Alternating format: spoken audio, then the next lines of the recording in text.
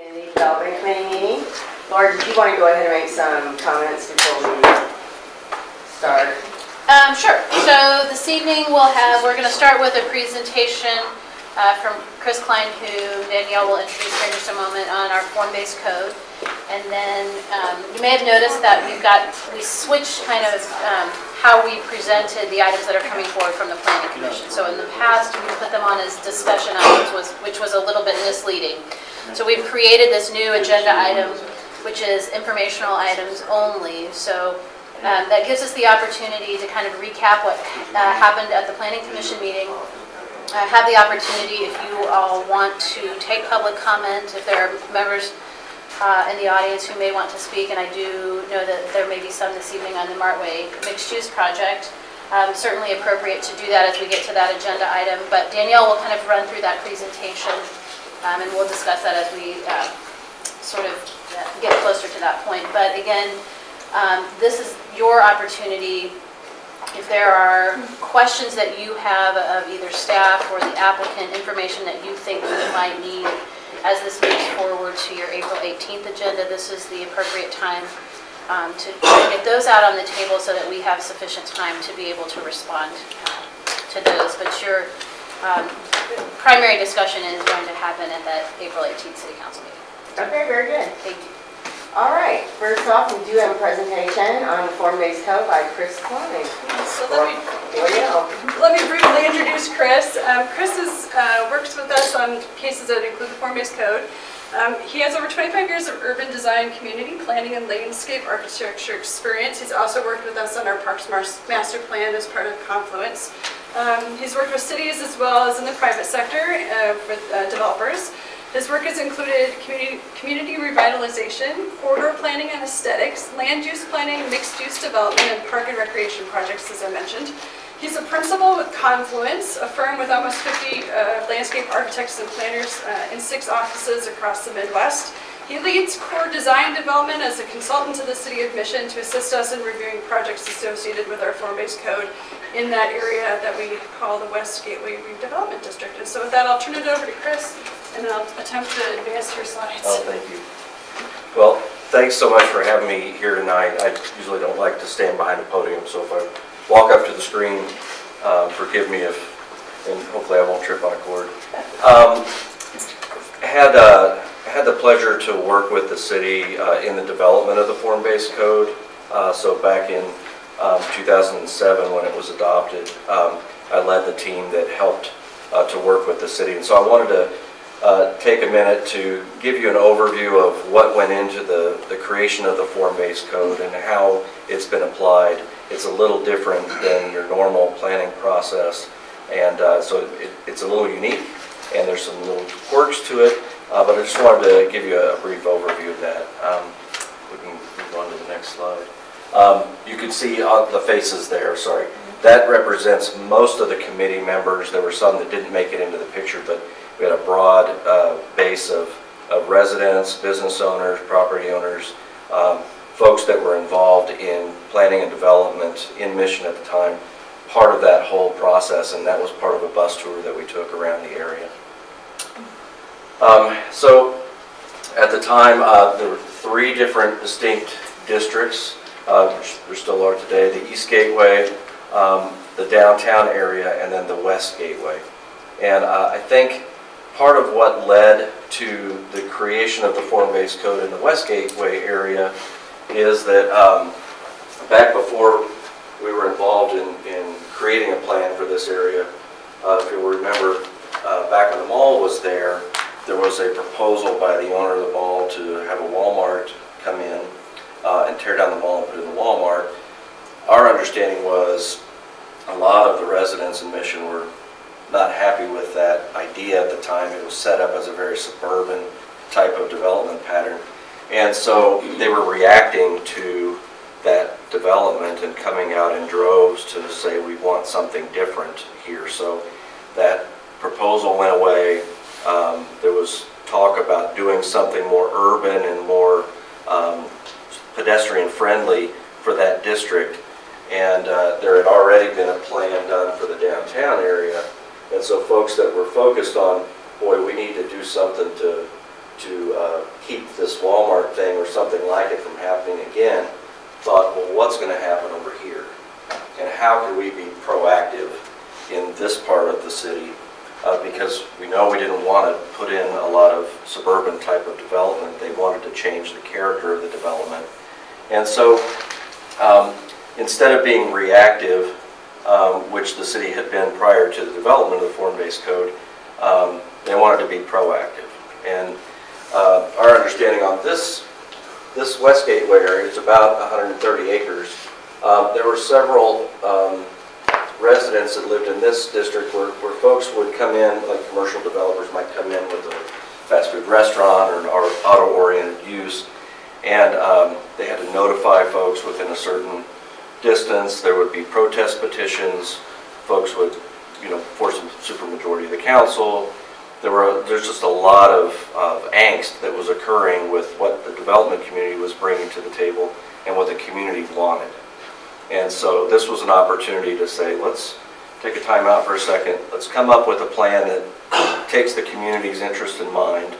What type of development pattern do you want to have happen here? How do we communicate that to the development community to attract the type of development that we want to have happen, and do it in a way that makes it conducive for people to bring projects in and get them approved. So a lot of that came from some HBA tours, the Home Builders Association.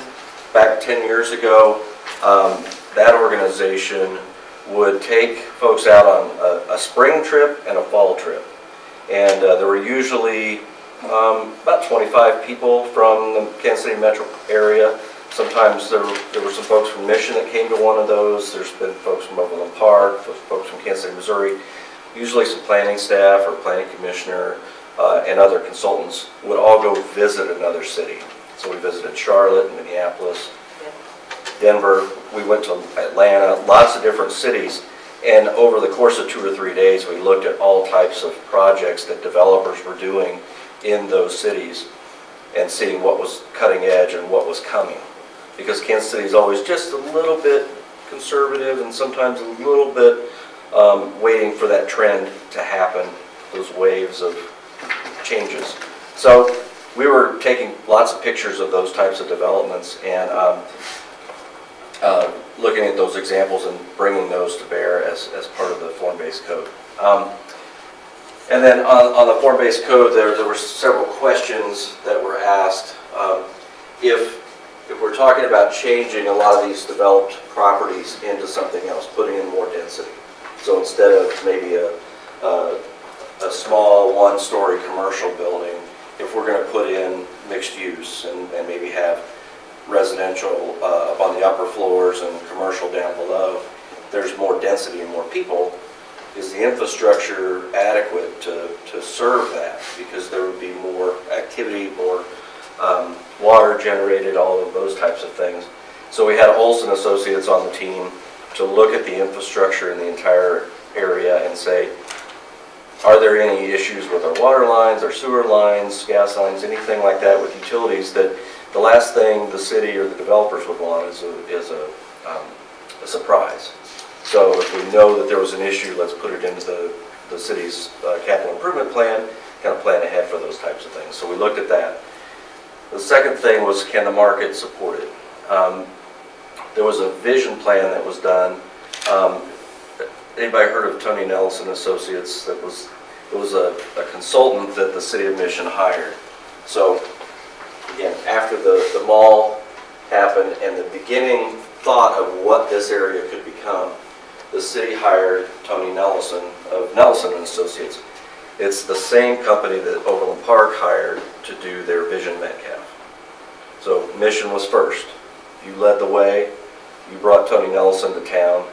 He engaged citizens. We saw pictures and came to some of the meetings. It filled the community center with folks drawing on tracing paper and talking about change and what they wanted to have happen, reviewing lots of pictures and saying, do you like this type of development or this type of development? A lot of visual preferencing. And he came out with a plan for the city called the Vision Plan, and you'll see a copy of it here in a minute. And that really prescribed a different development pattern than what's out here. And it set the bar pretty high. It said, boy, we think you could do 8-story buildings almost everywhere and structured parking everywhere. And it was a great vision, but there weren't a lot of details in that document about how to make that happen. And the recommendation that came out of that was to do a form-based code that would put together the rules of how to turn that vision into reality. What our team did was say we wanted to bring in an economist to look at whether or not 8-story buildings were feasible right off the bat. And so they looked at the market. It's the exact same consultant. It was ERA at the time. Same consultant that Tony Nelson worked with when he did Vision Metcalf. So they're familiar with the area. They're familiar with the development patterns and what people had been developing in the Kansas City area. And so the question was, can the market support it? 8-story buildings everywhere, or is there something else that we need to make sure that the code is flexible enough to allow this development to happen over time? So we answered those questions. And is it flexible? It is. The steps that are involved in the form-based code, I'll walk through some of those. And then this isn't the only form-based code in the state of Kansas. Downtown Overland Park, after they did their Vision Metcalf study, they put together a form-based code in their downtown, again, after mission. You blazed the trail, you were ahead of the curve, and you started that ball rolling with the creation of this form-based code. Overland Park's kind of copied what you all have done, and they've done it a little bit differently, but I was also involved in the creation of Downtown Overland Park's form-based code. It's a different type of code than what we have here. So our planning process, we had advisory committee meetings, and our advisory committee, you saw the picture, there were 30+ people involved in our advisory committee meetings. Everywhere from commercial brokers, property owners. We had 6 different meetings throughout the process. It was about a 10-month-long planning process. Lots of input. You can see this is one of the meetings that we had with the advisory committee. That's just the advisory committee members, and fill in sheets, paper walls, break it out into breakout groups, looking at different scenarios for development, asking people's opinions whether this is appropriate or not.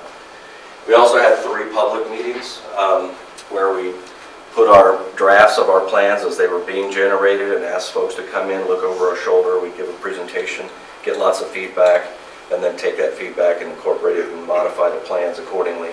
And open house forum. So in March and July of 2007, we had 2 of those. And then we drafted the code, had a joint work session with the Planning Commission and the City Council at the time. So it was a much larger room, and went through every page of the code and kind of walked through the options, got some additional feedback, and then went through the public hearings, and the code was officially adopted in October of 2007. And that was right before the little economic blip, the recession that we had, that everybody experienced. The 3 goals that came out of the plan and really formed the basis that drove the decisions in the plan were, first, to engage the community in the process.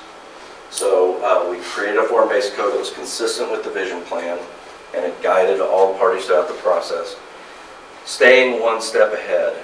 So that notion of doing something a little bit different and proactive.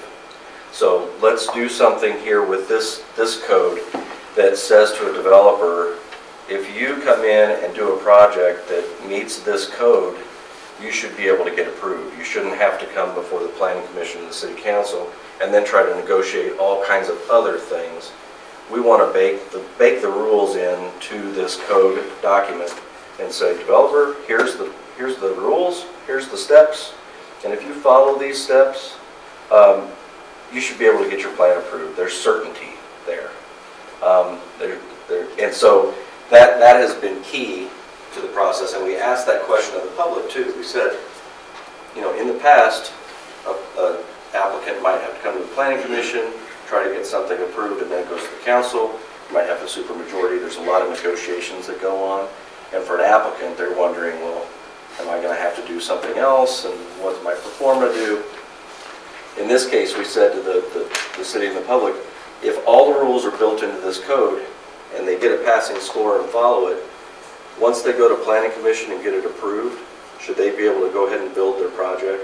They've passed and done all these other things that they wouldn't normally have done at that stage. Is that fair? And everybody said, yes, that's fair.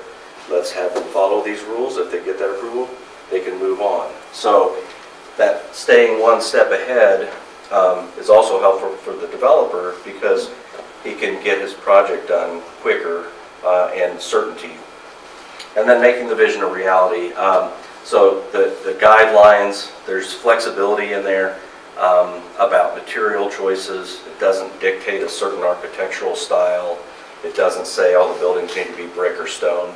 It'll say things like masonry. But there's flexibility there in the material choices and the look and feel of the buildings. Lots of flexibility there. So the vision plan that was created by Nelson and Associates was here, and it actually prescribed actual development quantities on each block. Our code doesn't do that.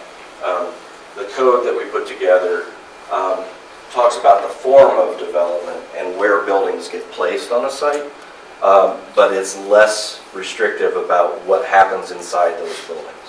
So it's more about the form and less about the use. The intent behind the creation of form-based code was to make good projects easier to develop, and by pulling the buildings up to the street and putting the parking back behind, it makes for a much more attractive public realm. The area of the street that people use, whether they're walking or biking or driving in the car or riding transit, that area between the building and the street is really, really important to creating a vital community where people run into each other, meet and talk, and feel comfortable walking. And so we spent a lot of time on that component, putting the building in the right spot. So will the infrastructure serve it? We looked at all the sanitary sewer lines, water, gas, all of those things, said yes, there's enough capability in the area, there's no big changes. There were a couple minor things that were noted, and those were included in the capital improvements plan, but the good news was your infrastructure was robust enough to accommodate it. Can the market support it? We had them look at existing market conditions and what types of development were occurring in other parts of the metropolitan area, and then said, could developers come in here and do projects with and without city assistance? And yes, it was reasonable as a regulatory control. We created, what the market said was, you're probably not ready for requiring developers to put in 8-story buildings and structured parking day one. You probably won't get much of that. And the last thing we wanted to do was to create a plan that everybody felt great about, and it set the bar up really, really high, but that no developer would be able to reach it, and that plan would sit on a shelf and it would stifle development. That's the last thing we wanted to see happen. So that's why we went through the market analysis and said, what's the right amount? How do we set the bar just high enough that a developer might have to just get up on his tiptoes a little bit and he can still reach it? He's doing really good work. Maybe it's better than what they would do over in Olathe or something. But it's not out of the realm of possibility. So that was our goal, was to set that bar just up a tick to make sure that you were getting the highest quality development that the metropolitan area could provide. So question about it being flexible for residents. What we put in there was provisions about the scale of development, and so we didn't want to see high-rise buildings right behind a single-family house, so there's factors in there about the height of buildings and its relationship to some of the single-family homes that are there. For the city, it promotes the desired redevelopment in the area. It's done as an overlay district, so as a planning tool, this plan created an overlay district for all these properties in this area, and what that means is there's not a rezoning needed. So when someone comes in with their plan, if they follow the form-based code rules, they don't have to rezone their property, they can just get their plan approved. And then existing businesses, it still allows the businesses to do business as usual and make improvements to their businesses. So there was concern expressed during the process about some businesses that didn't have their building placed up on the street. They might have a big surface parking lot out in front, would the code require them to go out of business? Or if that business owner wanted to add on to his building or make some improvements to his property, could he do that and still function, and would that be approved? And so there's rules in place that allow for businesses to make those kinds of incremental improvements, even though it doesn't quite fit the code today. But we've worked with a number of those throughout the last 10 years, so there's a lot of examples of that. And including the Hy-Vee, the Sherwin-Williams, the chiropractic is at Willett's Chiropractic there on the north side of Johnson Drive, Johnny's Barbecue, the Panera, the new drive-through there. There's been a number of businesses that we've worked with in a non-conforming situation like that were already existing that wanted to make improvements. And we look at the code requirements and say, what's reasonable to expect them to maybe put some additional landscaping in or put in some sidewalks. The Runza, for example, when that renovated, there was no sidewalk along Johnson Drive adjacent to the Runza. So we had the Runza redevelopment put in that sidewalk along Johnson Drive to provide that connectivity. So there's lots of examples where we've had existing businesses make reasonable improvements that still add to that quality and character along the street and within this district. And then for developers, again, it allows them to still incorporate some components of suburban construction. So in certain instances, you can do drive-through restaurants or smaller one-story buildings, but the intent is to really encourage those with larger pieces of property to put in more dense buildings. So again, the three things related to flexibility: it allows a variety of building types and uses.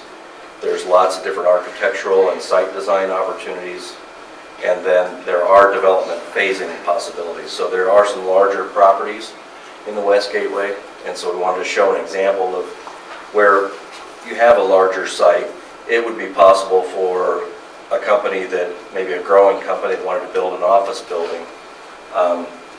So the next slide shows, if they built an office building here that faced onto the street, they could put surface parking back behind, and that would be approved. They'd put enough landscaping and buffering around the edges, and then address all of the streetscape elements around the edges.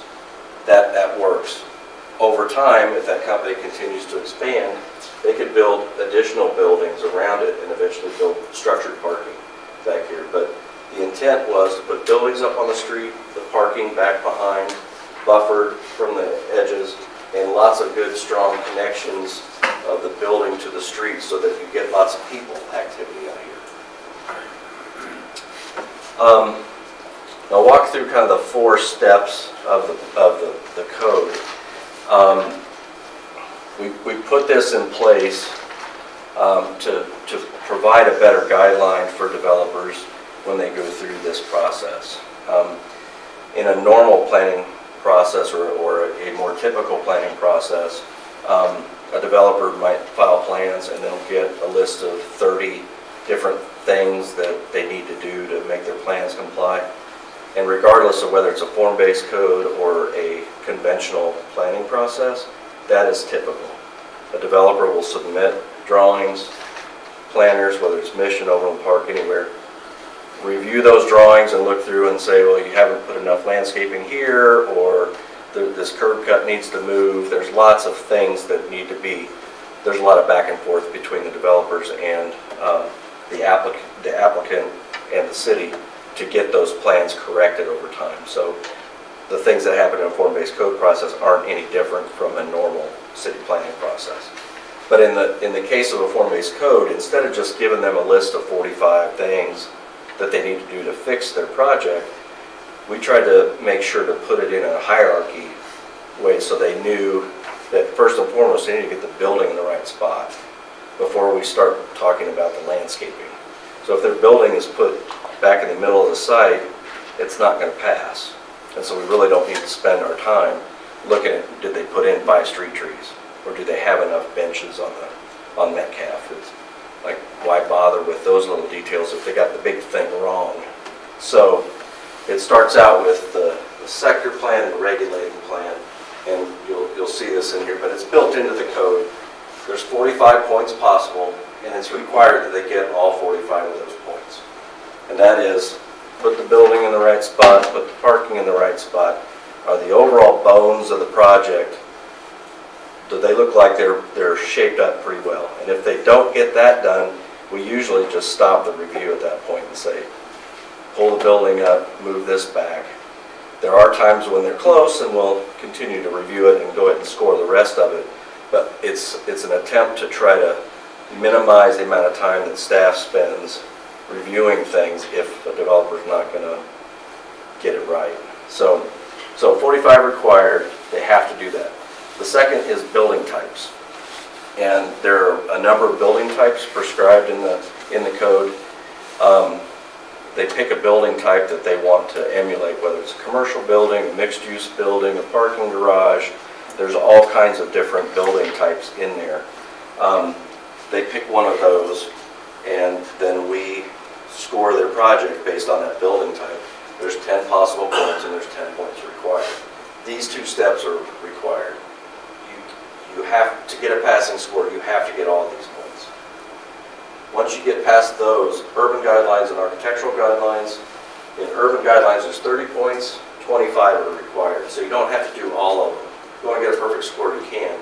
But there's things that you could choose to maybe adorn the building a little bit more, or put more adornment in the landscaping, or in site lighting, all those kinds of things. There's some flexibility there in where they want to apply to get a score. The nice thing about it is, once the applicant submits his plans and gets his score, he can see where he lost points and where he can gain points. So we always put comments in there about the applicant to achieve 30 points, they may have only gotten 15.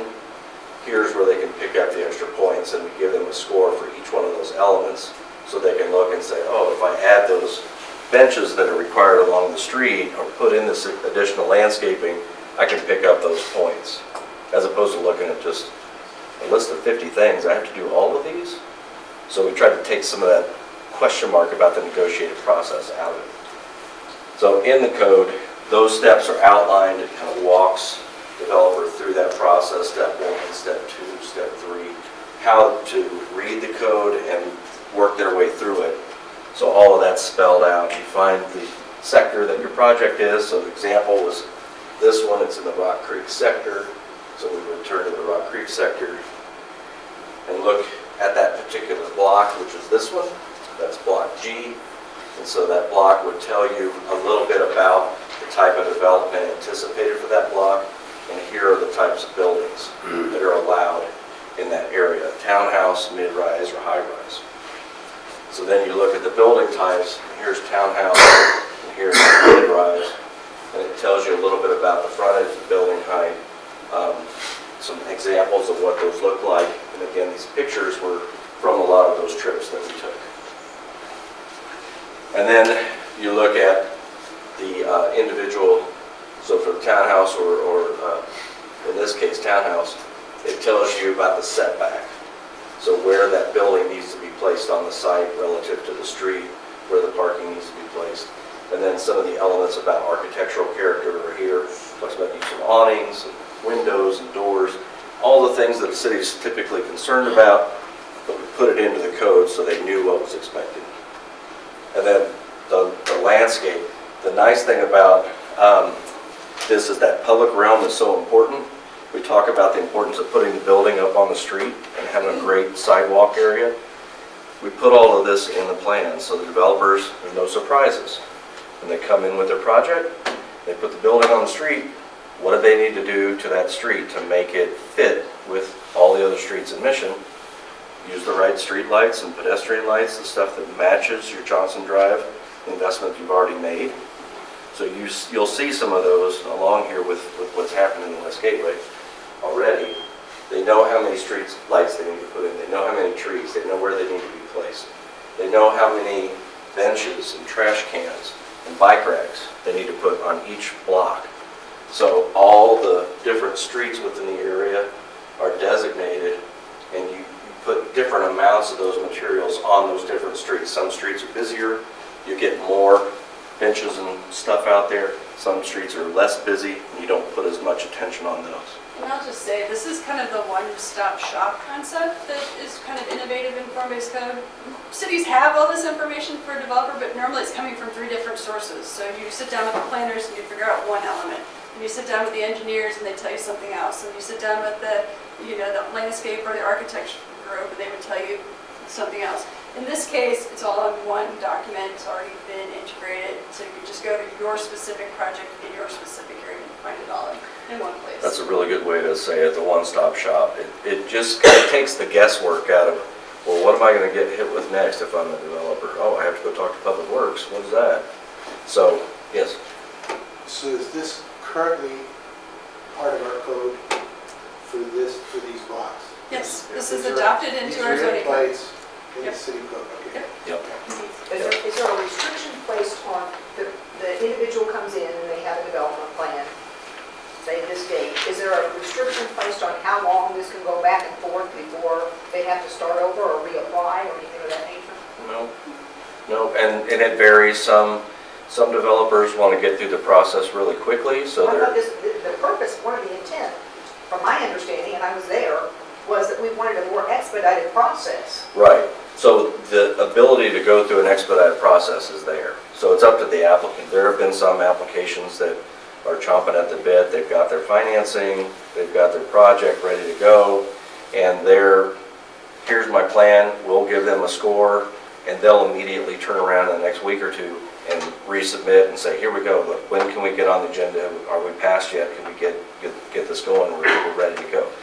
There are others that might submit a plan, we'll give them their review right away, and we don't hear from them for 6 months.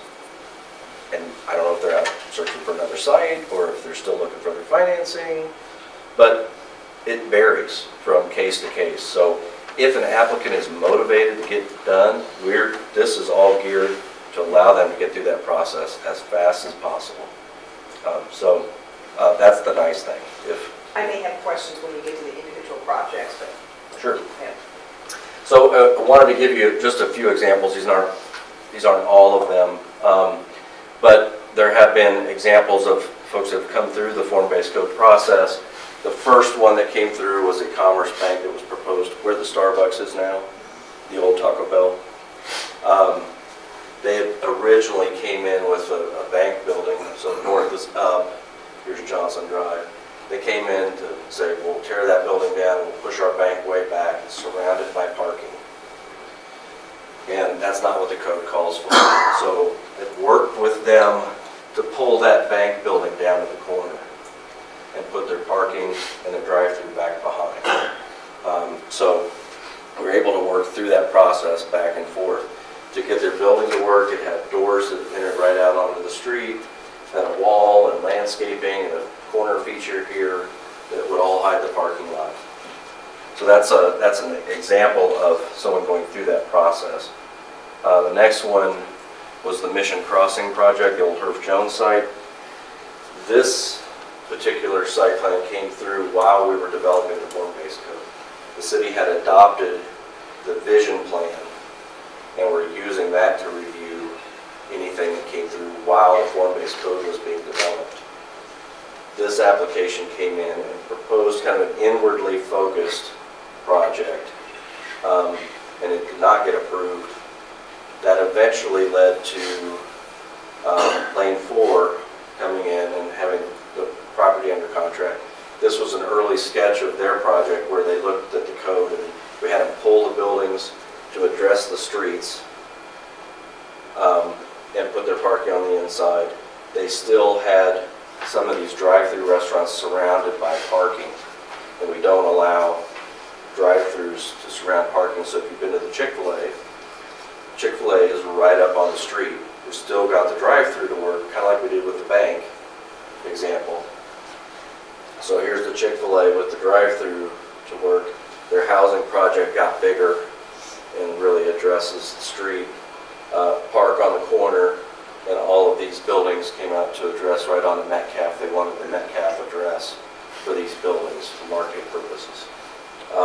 Still have kind of private streets cutting through the project. But that's an example of how a project takes shape over time. And then these were some of the renderings that were done for that project. And then this was a drone image that we took while it was under construction, which you can see the Chick-fil-A here with the drive-through. And then there's a wall and landscaping. We've got along Metcalf, there's a trail that the developers have to put in an easement, and they construct that as part of their project. Eventually the city can then connect these to other trails and extend that public use along that edge. So that is intended to go up to the north. This other example is the Cornerstone Commons. It's the old car dealership there on the south side of Johnson Drive. And again, applying the form-based code, the natural grocers got pulled right up to Johnson Drive. The Pie 5 restaurant is right out on the corner of the street. And then the two-story building here is out on the street as well. We still accommodated a drive-through, but it's again on the side and it doesn't surround the building. So there's creative planning ways to still give the development community what they want and need, and do it in a way that creates a really strong pedestrian realm and public realm for the streets. So those are some examples. The code's been in place for over 10 years. I would say that there were some in the development community back when we went through this process that said, form-based code, it's different. It's never going to work. You're never going to get development to happen over there. You're putting in a different kind of rules, and the development community is just not going to do it. They're going to go to Overland Park. They're going to go to Olathe. You guys are going to miss out. There has been more development activity in this area than any other part of your city. And that was even through the recession, and even with this form-based code in place. So it has really stood the test of time, and I think it's a testament to the community that came out to say they wanted something different and they wanted to change. That's a big deal, to change the character of this entire area one piece at a time, and to change it from a suburban character to a more urban character.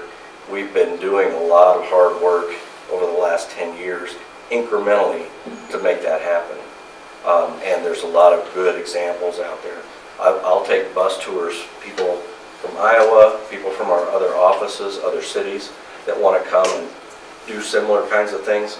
We bring them over to Mission on a bus trip and walk them around these project sites. And their eyes are just, how did you get developers to do this? It takes fortitude of the city to require this kind of development to happen. And the development community responds. They realize those are the rules, then we'll follow them. And I would say there's stories behind all of them. They all try to circumvent the rules here and there, but by and large, if you stick to your guns, you're going to get a really quality project at the end of the day. Yes? Have you had over the last 11 years when we've had these preparations, any discussion or challenge of the scoring process? Not really, no. I mean, sometimes folks aren't happy that they didn't get a passing score, but they realize what they need to do, and we do our best to communicate exactly what that is. I have worked very hard to be fair and consistent throughout this process so that we're not showing favoritism, we're not bending the rules, we're doing what the intent of the code speaks to and what it requires, and we do our best to try to apply that fairly. I have a question. When I was reviewing minutes from Mr. P. Heaven was speaking to the Planning Commission that this is a vision, a guide, and not necessarily a requirement. And therefore, when you talk about, Danielle, that it's in the city code, I'm kind of confused. There's always discretion. There's always discretion as a planning commission to interpret whether something is meeting the intent of the code while they might not meet the letter. So that's additional flexibility to try to accomplish the same goals, but to allow for give and take. Now that might mean that this project doesn't get a passing score because our kind of consistent and fair interpretation of the point system is going to stay the same, but they don't stop at staff. It's not just a purely staff administrative review. There's always the planning commission. If a project still doesn't have a passing score, there's still additionally the city council if they're going to go the more conventional approval process. Okay. All right. It's always about the intent. And just to follow up on that one further is that whole speed of a project. If someone wants to get their project approved right away, the fastest way to do it is to get a passing score. Right. They go to planning commission, and if they get approved with a passing score, Then it would they're go done. to the council, right? They're done. They've met the intent of the code, and they can go into construction drawings, and they're on their way. If an applicant comes in and doesn't get a passing score, they can go through the conventional process, which would mean, you know, preliminary development plan at planning commission, and then bring it to the council, and then come back with a final, and go through the normal process. Okay. They don't get the advantage of the expedited process that the form-based code provides. So Okay. those options are available. Yes. Oh, sorry. Commerce Bank, you mentioned, you showed their plan up there.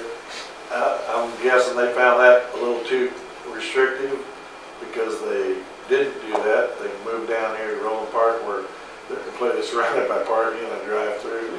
Just exactly what they wanted to do up here. I think, and it happens from time to time. In that particular case, the building that they wanted to build, the one-story building, Yeah. was a building that I have seen probably 4 or 5 different places. It is uncanny. I mean, when you look at it, it's, oh, I remember reviewing that initial application, and I've seen that exact building in 4 or 5 different spots. That's really what they wanted to build, and so they bought the site, but then they eventually sold it and wanted to do something different down the street, which is their choice. Sure. But But I'm just, obviously they found it too restrictive. I'm wondering, do you have any other examples? You know, that Other one, businesses that have done that? I don't know that I'd say they found it too restrictive because they still went through the whole Right. process. If they had gotten into the process and thought it was not doable, they could have stopped. They chose to go all the way through. And then there was a period of time where they were approved that they didn't build. And then a longer period of time before they decided to build in Roland Park and still didn't build. So there was probably some other things going on there besides the right. road. So I wouldn't want to guess at all of the Yeah, behind the scenes. it wasn't the code. They were just, what do we need to do? And we worked through that process with them. And once they got approved, the recession started to hit also, and I think they put a hold on a lot of their projects. So there were a lot of other things that led to them not eventually developing that site. My guess is if that hadn't happened, the recession, they probably would have just moved forward and built it as it was approved, but that's not what happened. So in a situation now with our procedures, the way we have them, if it meets the form-based code, it's approved in preliminary and final form by the planning commission and it comes directly to us. It doesn't even come to council. So, well, So the intent was that by going through the very inclusive planning process to create the form-based code, right, that was the community's point at which to have input as if they were going through a rezoning process. So they had buy-in in the plan, and as long as we were going to make sure that what they had buy-in and had agreed to was what was being done, then they were okay with this cutting off that additional step of going through a rezoning process. So really what happens is you forego the rezoning process, you take your application, which would normally be a 2-step site plan, combine it into a 1-step site plan, and the only body that needs to review it is the planning commission with a passing score. Without a passing score, you go back to potentially having to do a rezoning and then definitely doing a 2-step site planning process. so am I misreading the agenda? That this is coming as a preliminary and final site plan? There's been some discussion about that. I think that they are going to end up doing a 2-step process because they don't have a passing score. So probably what we had started them on the track of doing the combined site plans, we're going to have to diverge and they'll have to come back through with a final site plan. Normal final site plans don't go to city council, only preliminaries do. So the preliminary is what will come to you in April. And then their next step in that 2-step process will just end at planning commission. So should this be presented to the council as only a preliminary site plan? I think not so. final? I think so. I think that's what the applicant's requesting. Because my concern is that if they didn't meet the score, you know, then how come are we, is it being, moved forward as a preliminary and final for the council to respond to? Right. Huh? And I think the intent of that expedited process of the code is there's a balancing act there. You're asking for the developer to put in all the details as preliminary and final in their package. If they get a passing score, they're done. If they don't put together all the details and they don't get a passing score, they never gave us all the information we needed to review the plan. That's why it didn't pass. It shouldn't be done at that point without having to submit all the rest of the My stuff. concern is that the minutes, and I only got through part of the minutes, I'm wondering whether the planning commission understood what they were doing in regards to that approval. Because the way that it's coming forward, it's my understanding that the planning commission approved it as a form-based code proposal and not as preliminary versus vote. Well, they certainly had a lot of conditions, so they knew there was information that still needed to be resolved. So I don't know that they weren't aware. I mean, and it still would come back to them if, you know, and the conventional process. Okay, let me go back to process. It seems to me that if it doesn't meet the score, then I don't think that the planning commission should review it on the basis of approval. Is that correct? Well, the applicant can't be denied their opportunity to present their case to someone besides them. Absolutely, but I'm talking about the action that took place. So they did, we had a public hearing and they did consider the preliminary site plan. So that, if nothing else, that can certainly proceed on. Where does that fit with the form-based code process? I think that's what he's trying to clarify. that's what I'm trying to It would be the same steps regardless. It's just they need to do a second round now because they're no longer compliant with the form-based code. Right. Well, that's to me not clear. That's my concern. If I went back to, let's say, Markway project, is Markway project also subject to the form-based code? Nope. It is not. Nope, not in that district. It's west of Lamar. Okay.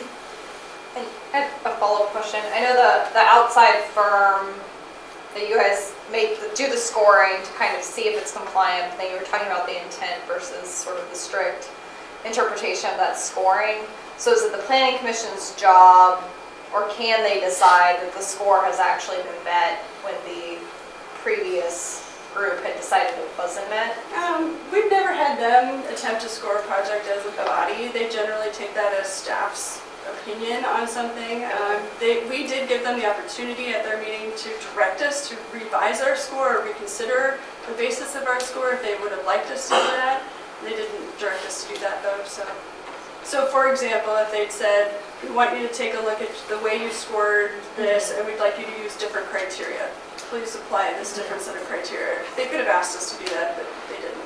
And then it would stay within the, potentially, Then it would receive a passing score, then it would yes. stay within that process Right. rather than moving on to the other Right, process. it could have come back with a different score that would have been passing at that point. Okay. And then you want to say. Right, and then we want to see. And again, the applicant was there at that meeting when that was discussed, Yeah. and they were kind of given the option, would you like to wait for that to happen, or would you like to proceed on as Sure. is? So they had the choice. Which, it seems to me that this came across as a negotiating over the score. Was that in fact what happened at the meeting? I think my memo related to the scoring was, here was our interpretation, here's the recommendation, just like we've done on countless other projects. I think the applicant came up with a different score that they presented At the meeting. at the meeting, Me. which never seen that before, and I wasn't asked to provide an opinion on their score. So Well, I'll that's just kind leave of it at where that. I'm It was confused. an interesting. I'm very confused by what's being put forward to us for the upcoming meeting. Yeah, that whole make a choice, if it's form-based code and it passes, they would have been done. But it wasn't, so the It defaults applicant, to the other process. It's a first I to the understand normal that, but I guess process. my question is the planning commission clear about what their responsibility is in regards to this? Because it doesn't seem to me that the action that was taken at the planning commission is consistent with form-based code and the way in which it's being presented.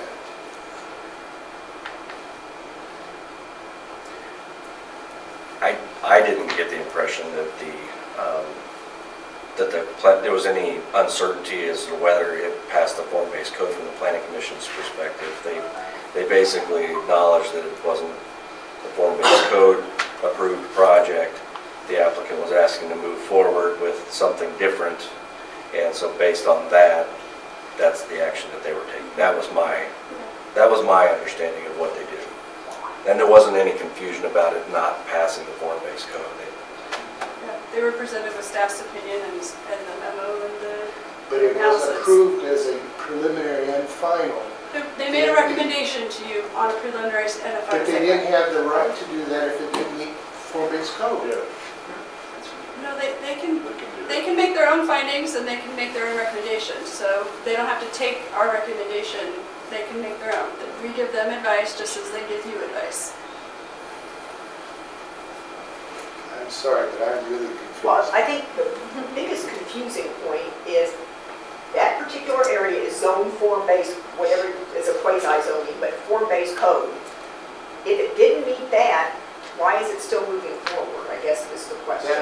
Because the Exactly. planning commission reviewed it and said that they should still move it forward. But that means that, They have the right and the ability to do that. It doesn't have to meet every aspect of the form-based code for them to do that.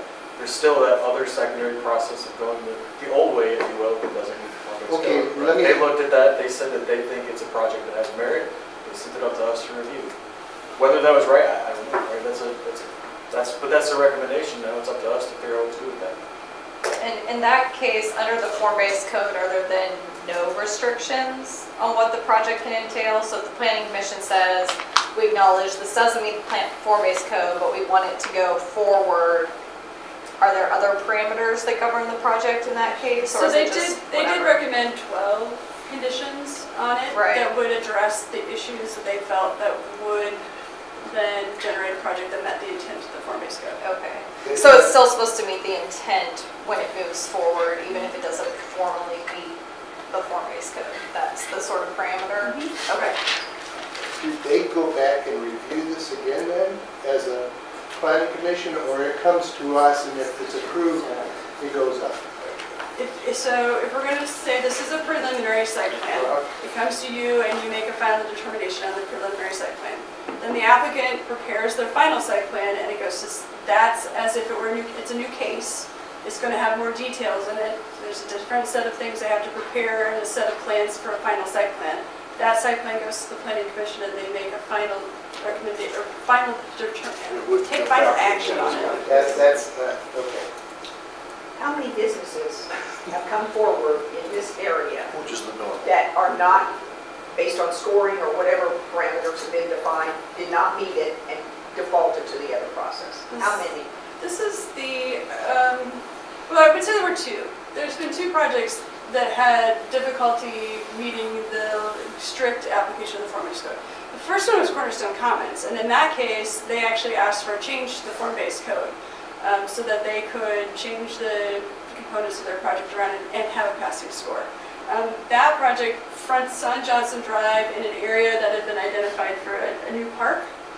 And that really altered what they could do on their site. And in conversations with the city, it wasn't in our CIP for us to develop the park. So if we weren't ready to do our piece, they made the argument they shouldn't be held to doing that at this time either. There was also some amount of how much of single-story buildings could be on a site and that they wanted additional flexibility for. So actually, those are the two components of the form-based code that were changed at that time. First, to take that new public park out of the plan, and second, to add an additional tier of development based on lot size. So before the change, anything smaller than a half acre had one set of rules and everything else had a different set of proportion of low-rise building. With that project, we added a middle category, so not quite tiny lots, but still smallish lots could do something that wasn't entirely mid-rise buildings. They could still have low-rise buildings and something else. So that was the revisions in 11? Yeah. 11? So if an applicant comes into the city and they want to be in this area and they just prefer to go the regular process, is that an option right when they first come in to apply? Sure, but we would still do the scoring. I mean, because we've designed it as a Right. form-based code We area. want to promote it as the first thing that we would like them to do, but they always have the option to request to still be heard by the planning commission with a score, once they've had a score applied to them. Based on fiscal conditions, it may behoove them to go the old way, correct? For lots of reasons, yeah.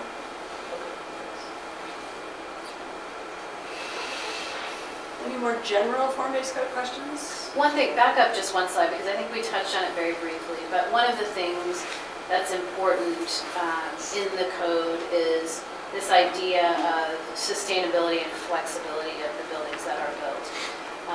And so when we look at these,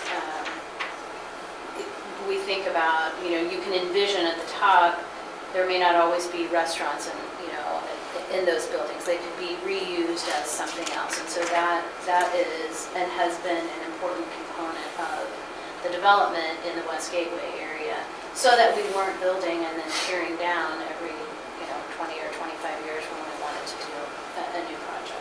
So Yeah, I think that's a really important point, because even the single-story buildings like the Pi 5 building here on the corner, it's required for a low-rise building to be 26 foot tall.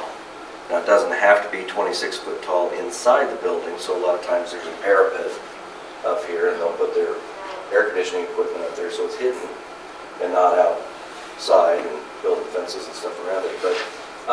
But there's a building scale there, a mass, and an investment in that building.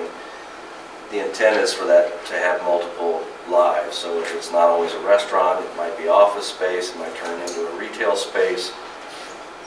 The intent is that hopefully these are more permanent buildings than just a building that might be there for 10 years and it only works for that one use, and then you scrape the site and start over.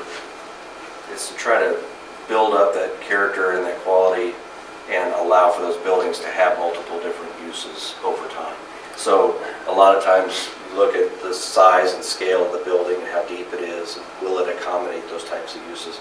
And the code tried to take those types of things into account in those building types.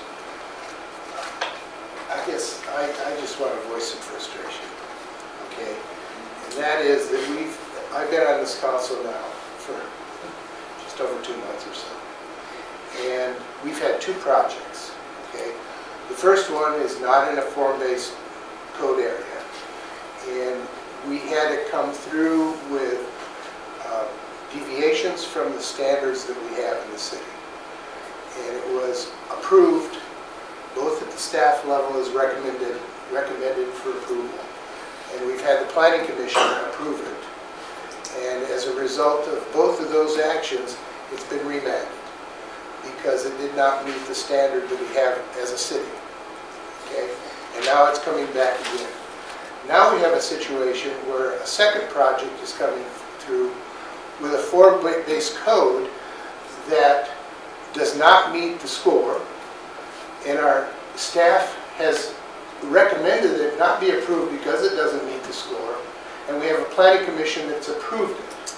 And now it's coming forward in the agenda as approval of preliminary and final on this agenda. So I am very frustrated because I feel like we have a set of standards and we are not following those standards, and we have a planning commission that's overriding a form-based code and approving what staff has recommended they not approve. And so then it ends up with a council to make a decision as to whether to not approve it and override or remand it again. And so I'm really frustrated with this, and I don't know what's the problem. If our process is wrong, if our understanding is not correct about what the process is and what the standards are. So I'm just going to say that that's my biggest frustration right now. I am not against business, but I am feeling like if we have a set of codes and standards and we do not allow those standards to stand, then we're violating our own rules. And there's no purpose in it. But don't you think the process is working? I mean, no, I don't think the process is working. I do not think it should not come to the council for the final decision when that should have been done prior, either through staff decision or a planning commission. And it would have been done if everything had met all the criteria that was there. But I can tell you, So why I've been here for about 2 years, and I don't think we've had a single project come through that has met every piece of all the criteria. Okay. Right? There are deviations in just about everything that we've looked at. It's not black and white when it comes to this stuff. You're going to have some gray area. Right, wrong, or otherwise, this is the way it is. Well, I just voiced my frustration. And they talked earlier about some flexibility that's built into the form-based code, but also there has to be some flexibility in applying it, I think. Right. Because just like with this development right here at Cornerstone Commons, the grocery store, Mountain Grocers, was built to 2-story levels because they had to do that to meet the form-based code. There's nothing going on in the second story there, it's all on the ground floor. The one they're showing here, he's got offices up above the pepper jacks or whatever it is that he put in, because he had to. I remember when he was arguing that before us, you know, I don't even think I could rent them out, I gotta do it. If they don't, They've been they're vacant empty. He could have walked away from the project, but he didn't. He went ahead and spent money, built that thing up, and nobody has been, like I said, since he's built it, no one has occupied those offices. So it is kind of restrictive to developers. You're taking a chance, a risk with somebody like that. He could have walked away from that. I don't know what we'd have there now. You know, So are you saying if that this anything. works? I think the process works. This guy kind of capitulated the developer way, and right now we're trying to, or I guess he capitulated the city's way.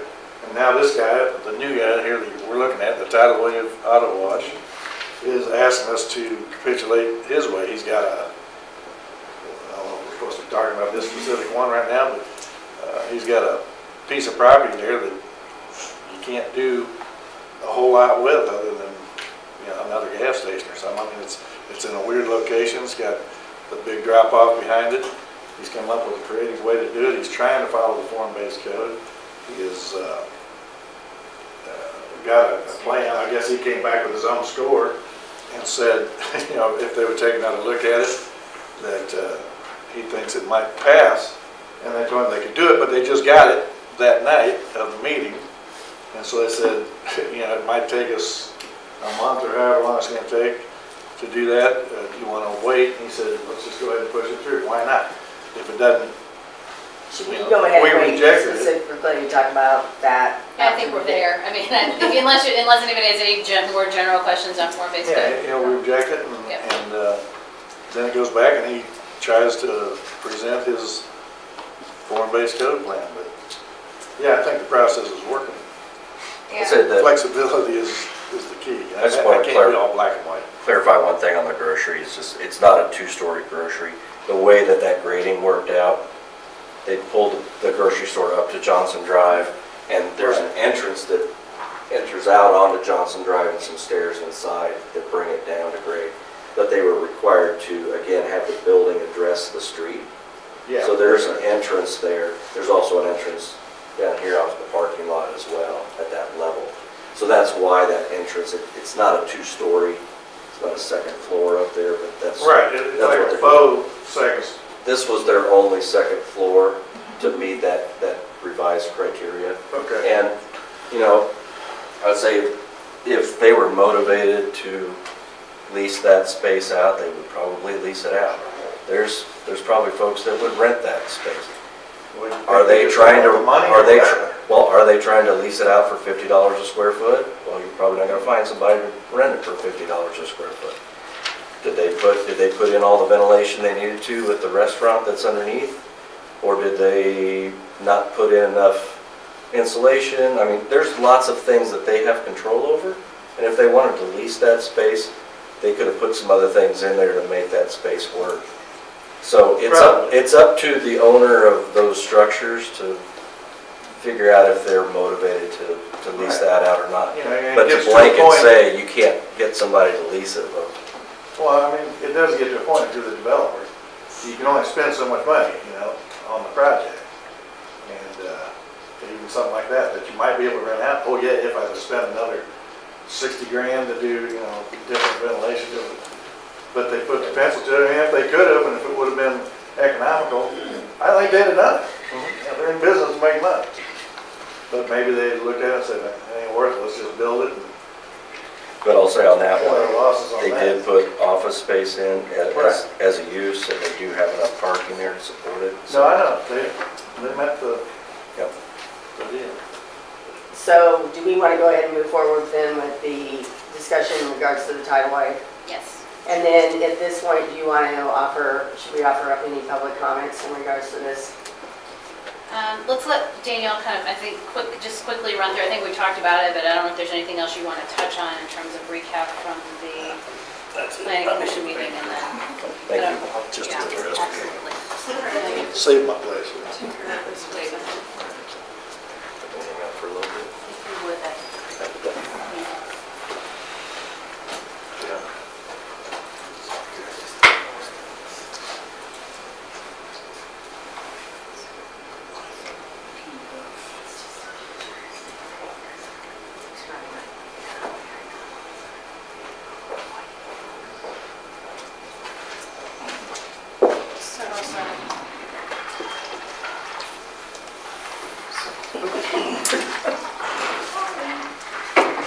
Okay, so as we've been saying, coming up, this is an informational item, so not discussion necessarily, it's really just anticipated to kind of give you an update since the planning commission did take action. This is for the Tidal Wash 6501. They did have their public hearing at the planning commission meeting on the 26th and did take comments. 4 local businesses were providing comments that night in support of the project. We had no comments in opposition. The planning commission did vote to accept that all of the required findings of fact would be met through compliance with the conditions that they were placing on the development, and therefore recommending approval to you. Like I said, there are conditions. There are 12 of them. They're a little bit long, and I think they kind of duplicate each other. Unfortunately, what they are is a hodgepodge of conditions that the staff would have recommended to them if they had wanted to proceed in this route, and then also all of the conditions that the applicant brought to the meeting with them and that we had to kind of act on quickly. So I think a lot of them probably overlap in their intent. And I know there's some question about some jargon in here, so some of the comments that have to do with EIFS, E-I-F-S. If you're not familiar with that, a quick Wikipedia search will give you all the information you want. But basically, it's a synthetic stucco. It's a modern exterior cladding material that's supposed to look like stucco, but it's made out of more of a plastic material. Generally, it's a lower quality material than actual stucco. It has some, it's fragile, and so it's not generally preferred as something that was close to where it might take a lot of banging into and things like that. So the conditions that staff was recommending in regards to that material were to get it out of those areas where it might wear more quickly. The intent of the code was to have long-lasting, durable material, so that's not a preferred material, but it can be done if it's limited in the amount and put in an appropriate place. So I think that's all I will say about this particular application, unless we have questions or if you want to take comments from the public, we'll let them do that. Well, I try to figure out the website real quick here so we can get the rest of the packet up. Oh. I had one question.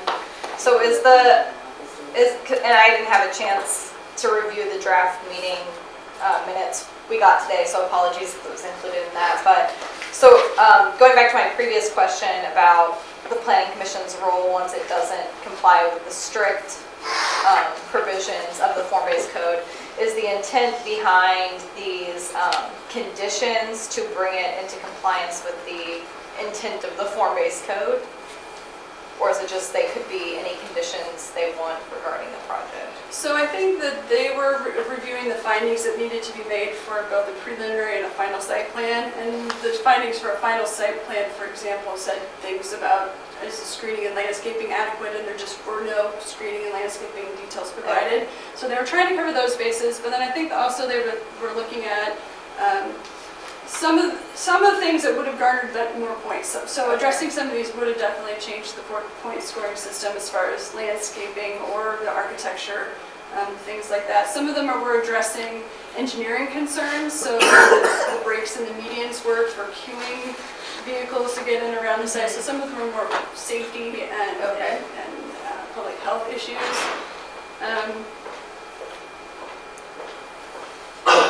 So I think that they were trying, so I don't want to speak for them too much because I should let the record stand for themselves, but I think their intent was to say that the form-based code and the things in it are intended to secure a certain design aesthetic and a certain safety threshold, and so that these conditions were meant to do that in an alternate way.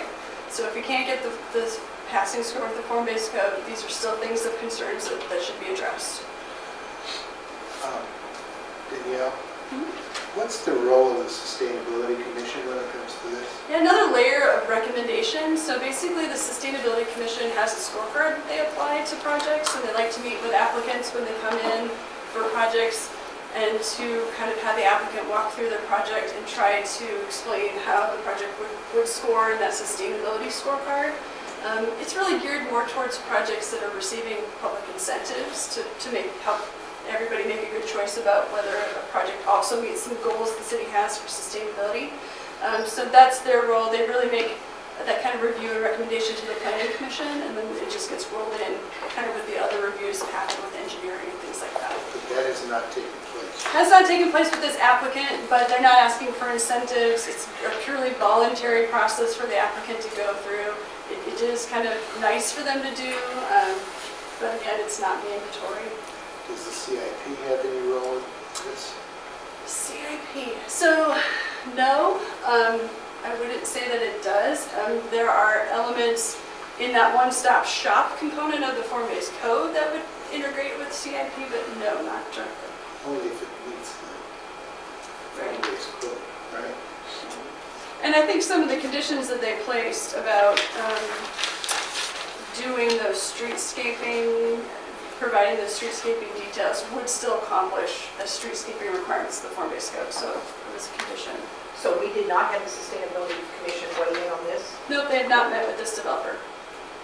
Because pervious versus impervious parking, those are the things to me I'd like to see on every project. If they say no, they say no, but we ought to be asking that. So they're improving the, voluntary. Because there's no incentives. and they are improving the impervious situation on the site purely with their redevelopment plans, and so we'll have less lot coverage of asphalt and roofs than before. So it is a step in the right direction, but you're right. There are other aspects to stormwater they could address. But again, voluntary. This is coming to us as an informational item, correct? Yes. Is it going to come to us as an action item, as a preliminary plan at our council meeting, or is it coming to us as a preliminary and final plan at our council? My understanding, we don't Wouldn't do matter. final, we will just be voting on the preliminary. Right. You never get to vote on the final plan. If you pass it as a...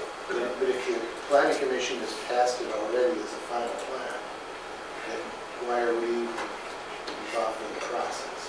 Because it doesn't meet the form-based code standards and it's in the form-based code district, which is why that process would bring it up to us to review it again, decide if we want to send it to the planning commission, or if we say, you know what, we're okay with it not being the form-based code because we think it's close enough and we think it's going to be great for the community.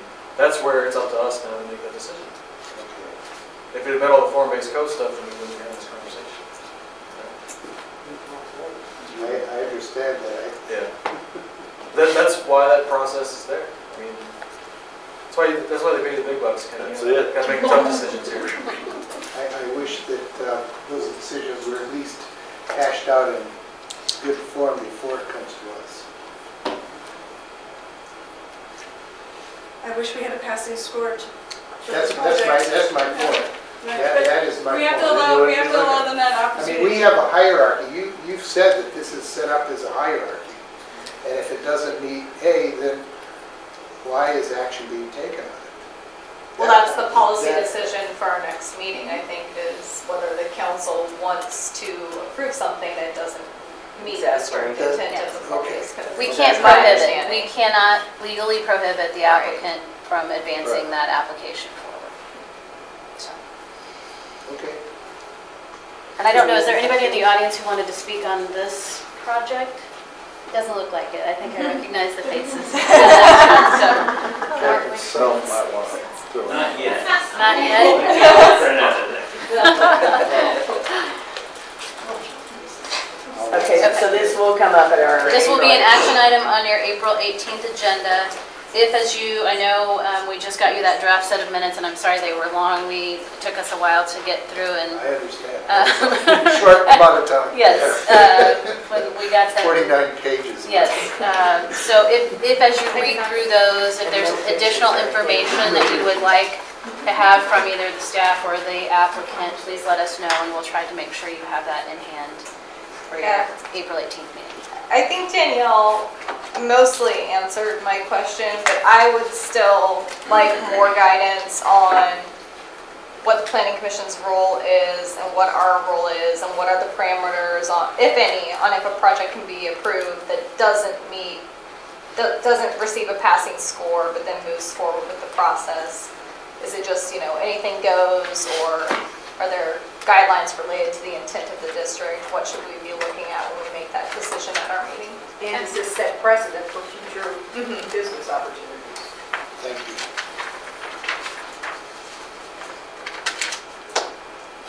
Madam Chair, may I move on to the next item? Absolutely, I'm sorry.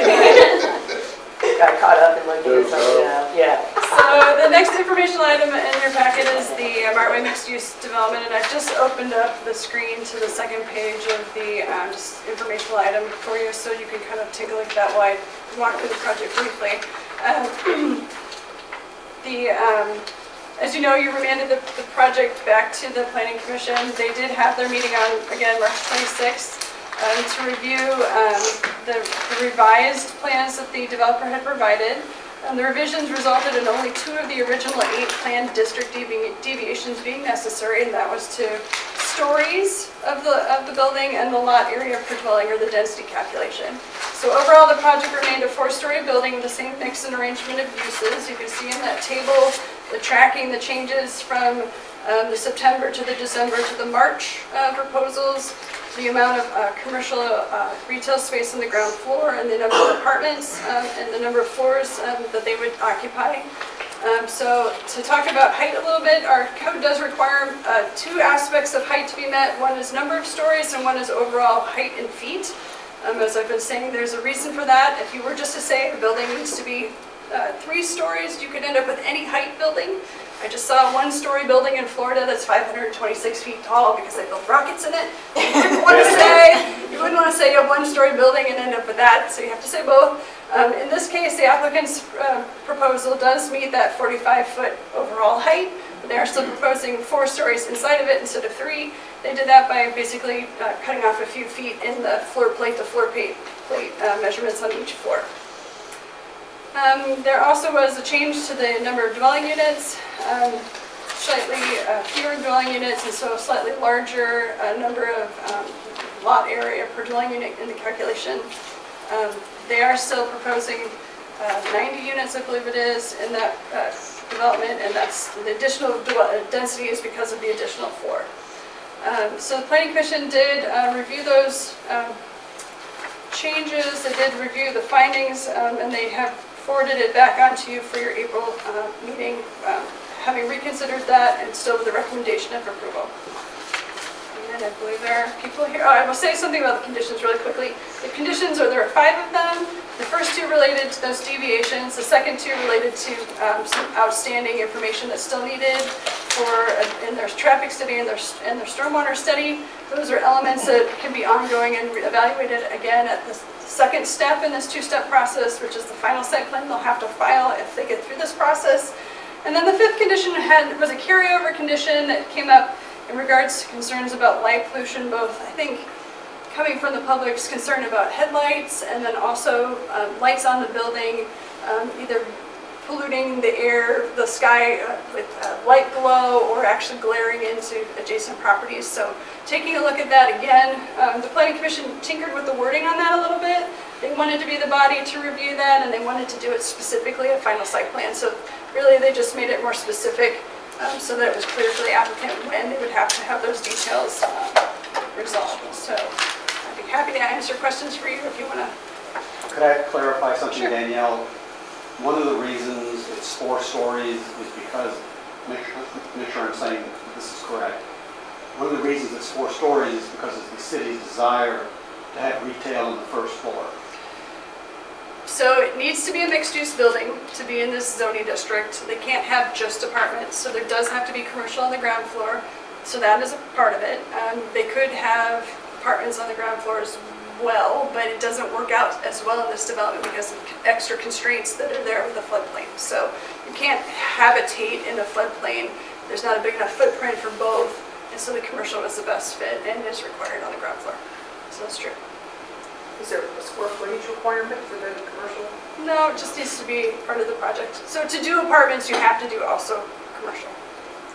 Yeah, I don't know if it's possible or not, but I had mentioned this to Laura. I think it would be great if we could have new renderings for next meeting. So I was having a hard time kind of visualizing, well, where is the L, kind of what's the views Sure. from that? Yep, and we've passed that along to the developer for them to prepare so that you can have a similar exhibit. Great. Okay. If the final traffic study has not been conducted until it goes to a final plan, will that particular study deem that we need additional police? That's not part of a traffic study. So what they've done is, Well, we can kind of extrapolate out, because that would be one element that to support additional resources, I would think. Maybe not the only, but hey. I've not seen a traffic study used that way. What's pending on their traffic study is because they've had this fluctuation in how much floor space is commercial. That's how you calculate how many cars and how much coming and going would happen. So they need to pin down those details and get the final counts. And traffic studies are used for parking, making sure parking is adequate on site, and making sure your street network can support the number of cars and the amount of congestion or that they may cause by adding extra vehicles. So it's really used more for CIP planning than public safety enforcement. So it would be more of, do we need to have traffic signals? Do we need to have street widening? Do we need to have whatever other element of traffic control might be involved? I'm not sure it's ever used for control of those And I streets. totally understand that, but this is not an isolated case. We have another apartment complex going up the street with several hundred residents too, and then potentially one on the east end. And just on a personal level, I don't think we can move forward in a comprehensive manner for all these additional people coming into the city on a full-time basis, if you will, without looking at what options there are for adding police. I just want that for the record. Okay. Ken?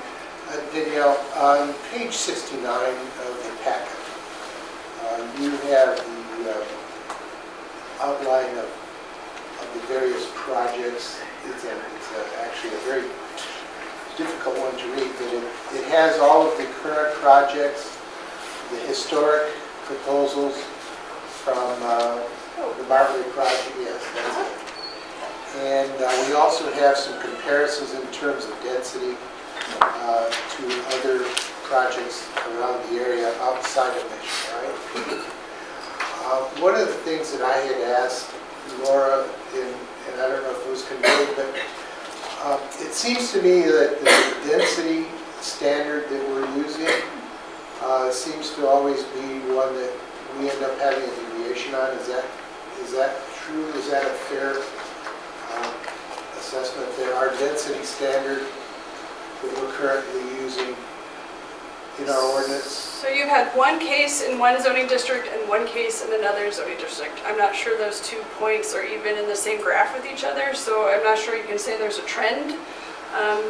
But if there were a trend and we wanted to address, is our density adequate? I don't know that I would do it on a piecemeal basis based on development. I think you'd want to step back and take more of a holistic view of larger areas of town and larger trends. Yeah. So that would be more appropriate for a comprehensive plan or some sort of additional visioning to say, okay, if we want to adjust our density, let's do it without the pressure of looking at a specific. Actually, that's kind of where I'm leading. I'm thinking that, have you taken a look at the standards in Johnson County, for instance, in terms of density, and how our density standards match up with the other cities?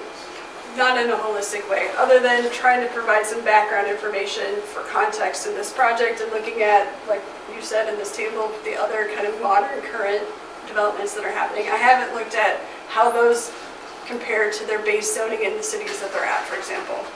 So no. So But that would be a good exercise to go through as part of okay. looking at larger areas. It didn't seem to me from the minutes of the planning commission that the remand of density issue was even addressed in the meeting. They didn't have a lot of discussion about any of it, seeing as how much of it had not changed and they'd already made a recommendation. But I don't know that that's atypical. But that was part of the remand, was that that would be one of the factors. And it was included in their motion to you that they had considered the factors and were making a recommendation, but Okay. Thank they you. were aware it was an element. I think those were just the elements that they were advised to review at that meeting by the attorney, so. Okay. Thank you. All right, do we have any groups that would like to speak publicly? If so, please join us at the podium and state your name and address, please. There's one right there. There you go, Laura. I put a sign-in sheet up there, so if you'll just do a name and an address, it'll help us with the minutes. My last name's really long, so give me just a second.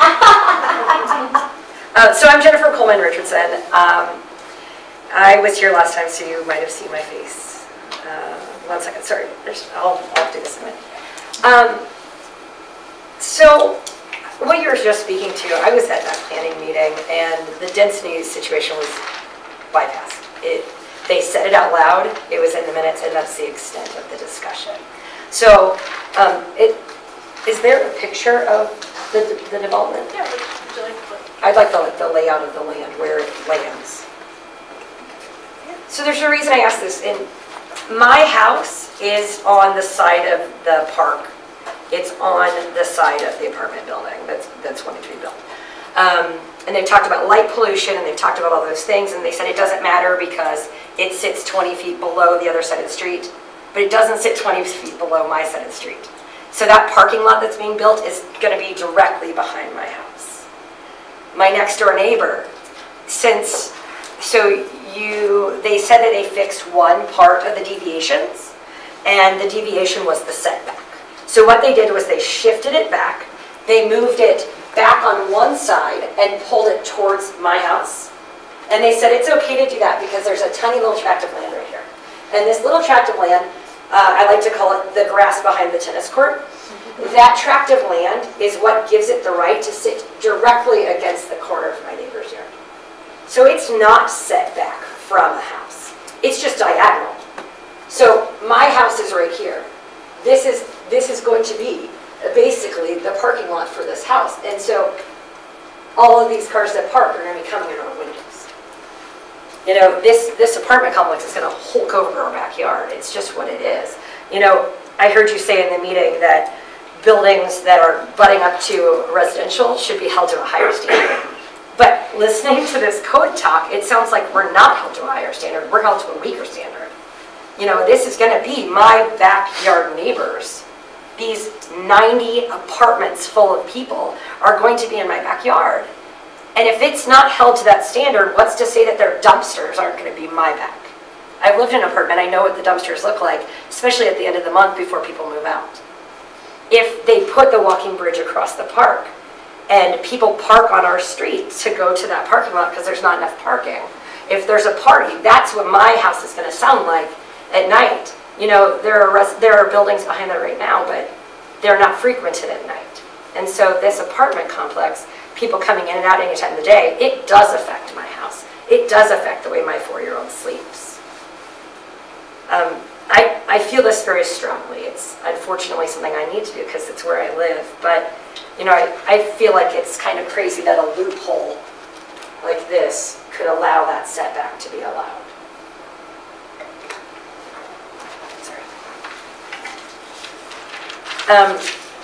Yeah, I guess one last thing is, it does seem strange to me that it takes less requirements to build beside the Chick-fil-A than it does my house. Sorry, I'll put my address and I'll go. All right. Thank you, sorry, thank you.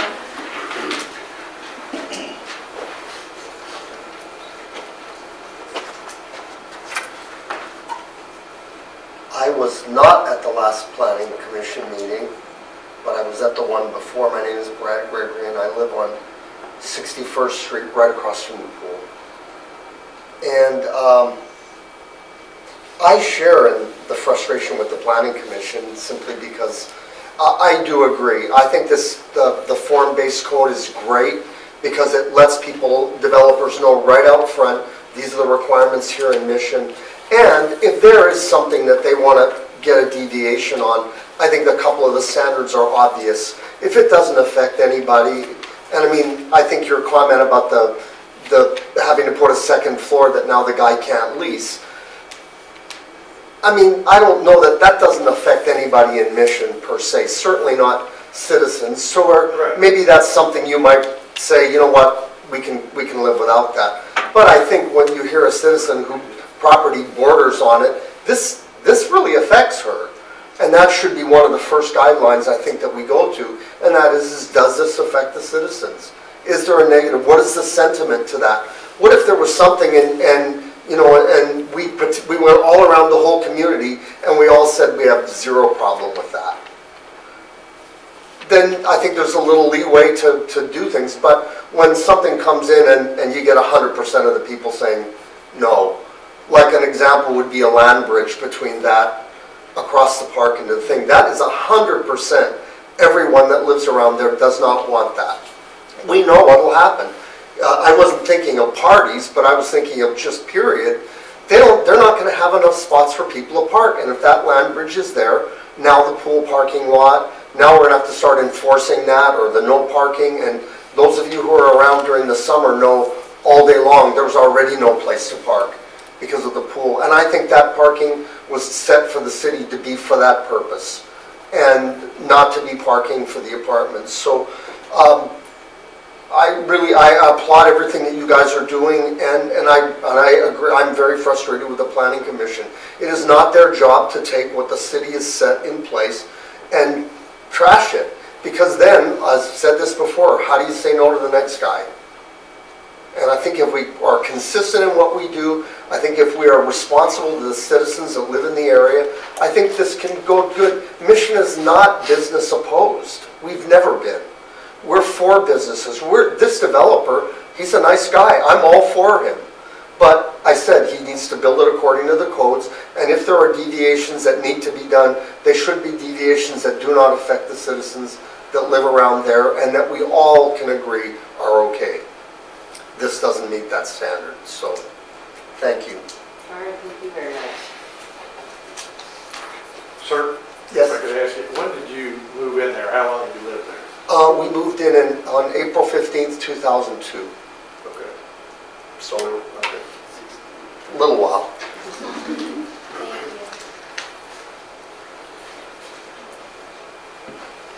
Hi. Hi. Vicki Aldridge. Dan and I live at 601 West 61st Street, right across the street from the pool. I first of all just want to say thank you very much for remanding it back to the Planning Commission. I feel like in listening to your questions and reflecting our concerns as residents, you were very respectful towards our concerns.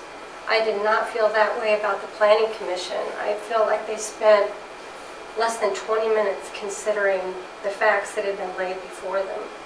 And it was frustrating for us as residents to have them ask about building materials and bike racks and basically give lip service to our concerns, which then you reflected as your concerns on our behalf. So in talking to other residents, and because we've took it upon ourselves to communicate with our fellow neighbors about this project, we've become, in a way, spokesmen, which I don't really feel comfortable doing that. But I think there's going to be a lot more people here. There's a few of us here tonight, but there's going to be a lot more people here on the 18th. And they have a variety of concerns, but basically they fall into three different areas.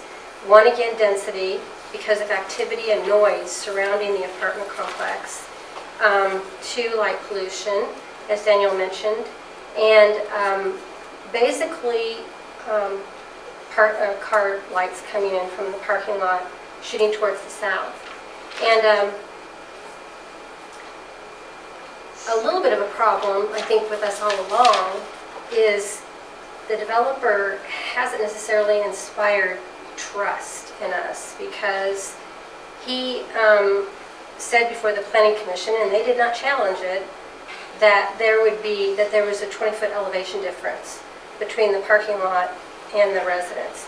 Well, we do live up on a hill on the south side of 61st Street, and the project is lower behind the pool, but that is a completely different situation than what people on the north side of 61st Street face. And so there really needs to be some sort of a structure there. And I know being a floodplain, it's going to be challenging. Maybe there's openings underneath for water to pass through. But and I appreciated, Sally, that you asked for updated pictures, because what I saw of the landscaping, it was either deciduous or so low that it would not have created any kind of a light barrier. So I would ask that you review that and follow up on that. The other thing is, in the first plan, there were balconies on the south side. In the second plan, all the balconies were shifted to the north side. Now it looks like in this most recent picture, there are some balconies shifted to the south side again, which means lighting coming off of balconies off the back, which then affects light falling down into homes and the park. But I think the major concern for most of the residents, from what I've been able to ascertain, is precedent setting. Because there's still a lot of space left between this project and Martway. I'm sorry, and Lamar. So all that's developed in there then, in this MS2 area, in this transitional zone, is vulnerable to whatever precedent we set in this area. So I would just ask that you would consider that as a long-term concern. Thank you. All right, thank you very much. Can I ask you a question? Sure. There are a couple of things that I just want to point out. Track A is not a residential track. It's currently an MS2 track. So it is this, because it borders, the property borders on track A, it is not subject to the 15-foot setback. Because track A is an MS2 zone and not an R1 zone property. When you look over at your properties to the west of that building, to the west. So all the homes there, that property is MS2, but it backs up to R1. So what I'm trying to, I guess, point out is that because it's backed up to R1, that does require a 15-foot setback. 25-foot setback there. Sorry for that here. So, so I just wanted to point that out first. The second question that I have for you is, are you aware of the stipulation that was put in on page, let's see, 50 of the proposal? Number 5 says, stipulation, light pollution must be addressed to the satisfaction of the Planning Commission at the time of consideration of the final site development plan. Yes, I heard that. Okay. I did hear them specifically point that out. I guess, and I'm glad you mentioned this so I can clarify. I guess we as a neighborhood don't have confidence in that process. We just didn't feel like that they really considered the reasons, the heart of the reasons, the spirit of the reasons why the project was remanded back to them. It did not appear to us. Just by the general ambivalence, there was not a lot of back and forth, there were not a lot of questions, there were very few questions. And no natural curiosity. To me, the project had changed dramatically between the second plan and this most recent plan. There was a lot of changes to alleviate the deviations, but this whole size of the structure changed. Shape of the structure changed, as well as the size. So it even concerns me what we were talking about with the form-based code earlier, that there isn't a final pass-through, that you all, as being elected officials representing the community, that there's not a final grid that's passed through to make sure nothing is falling through the cracks, because I think we're vulnerable to that. I think it is important to point out, because I know we've done a lot of talking about the form-based code. Form-based code does not apply here. Yes, I recognize that, but I'm just saying if that's our future, and if it bypasses, and it was mentioned at the last meeting, actually, it was meant to bypass petitions, citizens petitions. Where the And- form-based code is applied, but it's not applied here at all. Yes, I understand that. Just Understand that, Nick, clear, yeah. I was confused about that. Yeah, thank you. Do we know what the role of the planning commission will be in looking at the light pollution? I mean, because they voted for it before. Well, What is it they'll be asking there was mention, I know that Danielle, I know that you're probably not going to be here when that comes through, but you did mention in the minutes how there were factors that address light, is that correct? Do you want to? Right, there would be a photometric study that would be required, and that would show the level of illumination in foot candles at various points on their property and various points beyond their property line. So generally, we'd like to see the foot candle illumination beyond their property not happen. Now, so that's usually downlighting and measured at ground level. There are some other concerns we've heard about headlights and some of the balconies, so there probably should be additional studies required of that information in addition to the baseline that we do with the photometric. And staff will direct what studies, et cetera, need to be made, but then the planning commission has reserved for themselves to make the final determination as to whether it's been They met. would review those studies and decide how to act on them. Okay. And that was actually a revision that was made at the planning commission meeting. Right. Because the original stipulation was to the satisfaction Of staff. of staff. And that Why was couldn't that revised. be to the satisfaction of the vote? I think that's the case. I think Ultimately, it will be, ultimately that will be the case. both, yeah. Well, the staff has to feel comfortable with it to recommend it to the planning commission. Okay, You know, they can either say nay or yay. and then they can look at it. Okay. From what I understand from the minutes, it originally would have been just staff saying, yes, it's okay. Now it looks like it's going to be staff has to say it's okay, and the planning commission has to agree. Yeah. So there's an extra layer there, from how I understood it.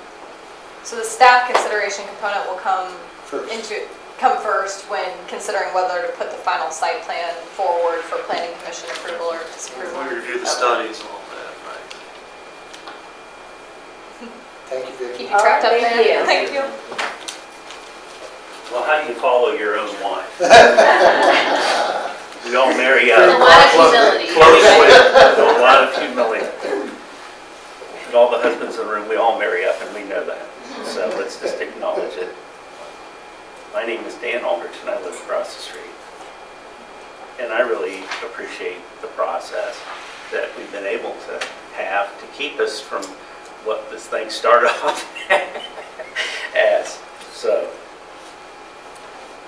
and appreciate everybody's help. And I really have come to appreciate the amount of time you guys spend in this little 1970s working. Where can you start? Well, first of all, all these homes across here are my neighbors, and we're over here. And here's all our friends, some that are here tonight, people to the west concerned about this. The new configuration puts the parking here. Yes, lights, just imagine the park with headlights and stuff going across it. And the dispersion of a headlight over about 211 feet, which is this to these people's front yards.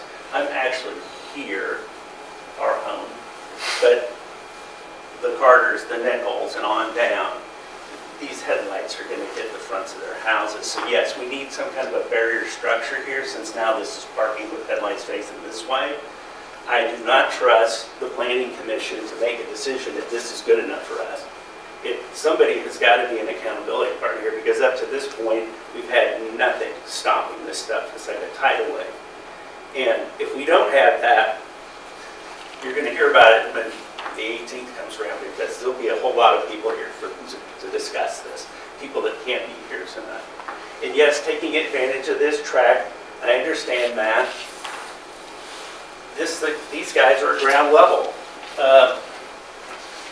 Here, I mean, we're just a few feet away from this, but you know, it's disingenuous to continue to say that this thing sits 20 feet below. It does not sit 20 feet below people's homes. It is literally the same elevation as her backyard. It is not 20 feet below. Quit saying that. It's not. The only place it's 20 feet below is this berm by the pool and whatnot and behind. That's it. It's dead level or even above elevation of the park. Headlights across your park. A footbridge would be granting a special privilege. We all know we're protected against that, so I'm hoping, praying that doesn't happen, right? We're not going to grant a special privilege to an apartment complex, mixed use, into our public park as the only business we have that has that privilege. Are we? I mean, are we? Seriously? It's not part of the project. It has been discussed at every meeting, and I've been to 20 of them. So, But it's not written down anywhere in part of Nick, the plan that I've read. I'm counting on you to ask that question. That's why I'm here I'm tonight. just saying, as far as everything that we've been given, everything we've read, there's nothing proposing. I know, but let's just be That doesn't mean prepared. that somebody wouldn't bring it up, but there's nothing that's proposed. But I have no idea knowing if that's going to be a part of this project, because up to now I've been surprised like a half dozen times. Let So, me yeah. ask, what is the current plan for for a barrier here? Not None. only for light, but for noise. None. Well, currently it's landscape. It's I mean, landscape, how high, like? It's, well, blue carpet junipers would sit about 2.5 feet high. It's kind of one of the plans mentioned here. That's not going to do much with anything. A few trees. No, you need a barrier of some kind to protect the integrity of the park and the neighborhood. And the noise. And the noise. And the lights. And frankly, we have a 25-year-old that he played in this park, so we've been in this neighborhood going on 30 years, right? So, and opening up another access point to the north for kids playing in the park. Any of you guys ever had your kids playing in this park? The last thing you want is turn around and your kid's going to cross a bridge and into a parking lot and off into apartment complexes. I hate to say that, but that really, people hem their kids in here and their dogs. It should be on a leash, but mine is on a leash if you see me in the morning. Which brings another We were going to talk to question. you about that. We're working on that part of it. Perhaps this tract of land really should just be a park for somebody, you know, or have a different use, a different focused use for our community. I don't know. We're trying to make it work somehow in our neighborhood. You know, we're not saying no, we're saying please help make this something that is legitimate and would work in your backyard or in front of your house. Well, I can tell you, it's from what we've seen here, and there's still concerns with the bridge thing. I'm not quite sure where that keeps coming up, so I want to make sure I'm not missing something there. It's going into a city property, we'd have to approve that.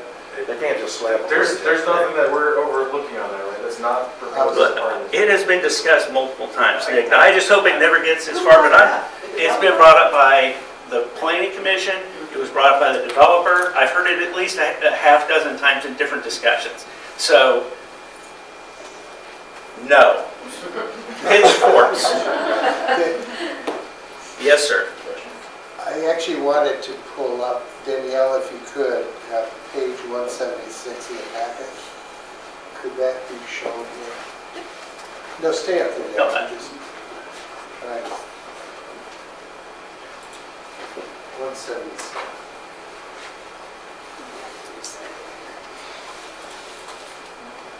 Okay, this is the landscape. So keep in mind, you're looking at a preliminary site plan, which is not the final landscape plan, but I think they wanted to make a first attempt at showing some landscaping since it had been discussed as having the buffers necessary to. Yeah, so here's the cars parked this way with their head. And their traffic flow, by the way, comes around here and shines into your backyard, and what's the fellow's name next to you? Mike. Mike's right literally into his patio. And right now, the defining parameters for the barrier are bushes or trees that are not growing yet, is that correct? I think there were junipers, is that correct? And it would also be subject to the planning commission restriction that any plan in the final has to meet the light pollution concerns. Well, who's going to hold them accountable to that solely? That's my question, because right now, they haven't been held accountable to anything. You remanded them on density and these other things, and here they're back with the same Well, dog and pony show here. I think one thing is we have to recognize that there were substantial responses to the concerns that I agree. that we remanded. So I'm happy for the that. issues that's still pending in terms of your concerns are the light pollution, right? Right. The setback on the other side over here. Yeah. In relationship to The proximity. bridge. Right. The bridge is not part of the Okay, plan. so into that, but just be ready. So my question, I guess my question for staff at this point is, I know that the land across the channel belongs to the city of Michigan, the parking lot. Is there any discussion at all about the possibility of creating additional landscape on this side of the channel that would help mitigate some of the light pollution? And noise. More of those white pines across there would definitely help with the noise, especially since this is going to be 45 feet high. So on that side of the park.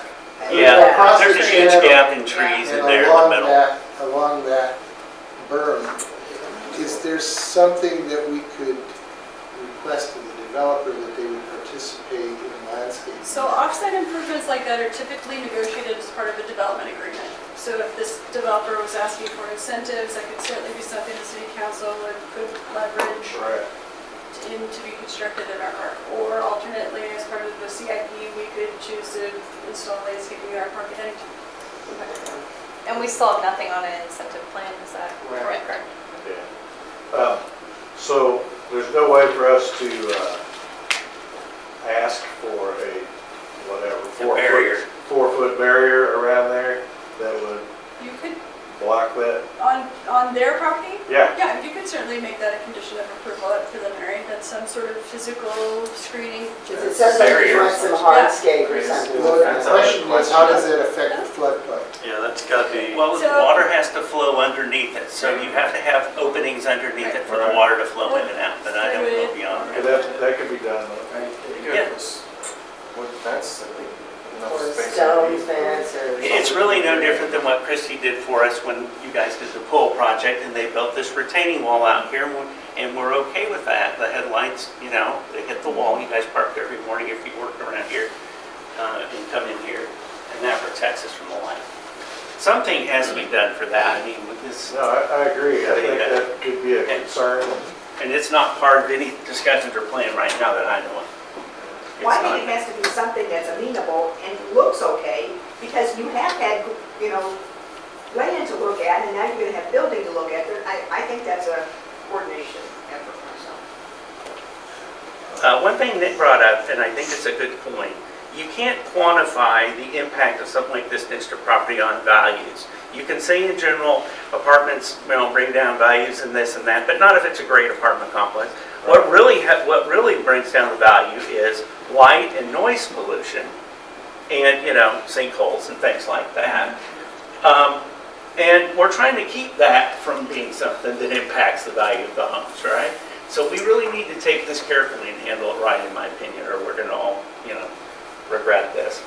Last thing I would say, you guys voted 7-1 to send this with a ran for height and setback and density, and it came back with 90, and your density is, 62 supposed to be in this space. So not much was paid attention to that.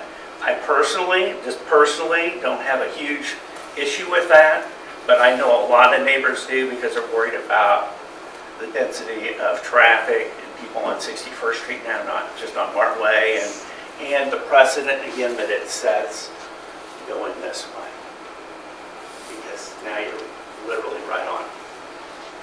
I think whatever we decided to do here, you can replicate it, and it is east of Lamar, and so we're not in that form code district east of Lamar, so this is fair game. So we're going to go through all this again. But to Ken's earlier point, that other section doesn't border other elements to that. It does border right up against Yeah, the ones. There are some different standards there too. I get you. This is just kind of unfortunate and silly that this guy isn't being considered that way. I mean, talk about the spirit of the law, right? How'd you like to be him? And the cars were right. I mean, literally, right there. So, thank you for your time. I don't want to keep anybody any longer. We're all toast. I know that. So, really, thank you guys for listening and for the process. We appreciate the feedback. All right, so the next things we have are action items, the stormwater interlocal agreement renewal.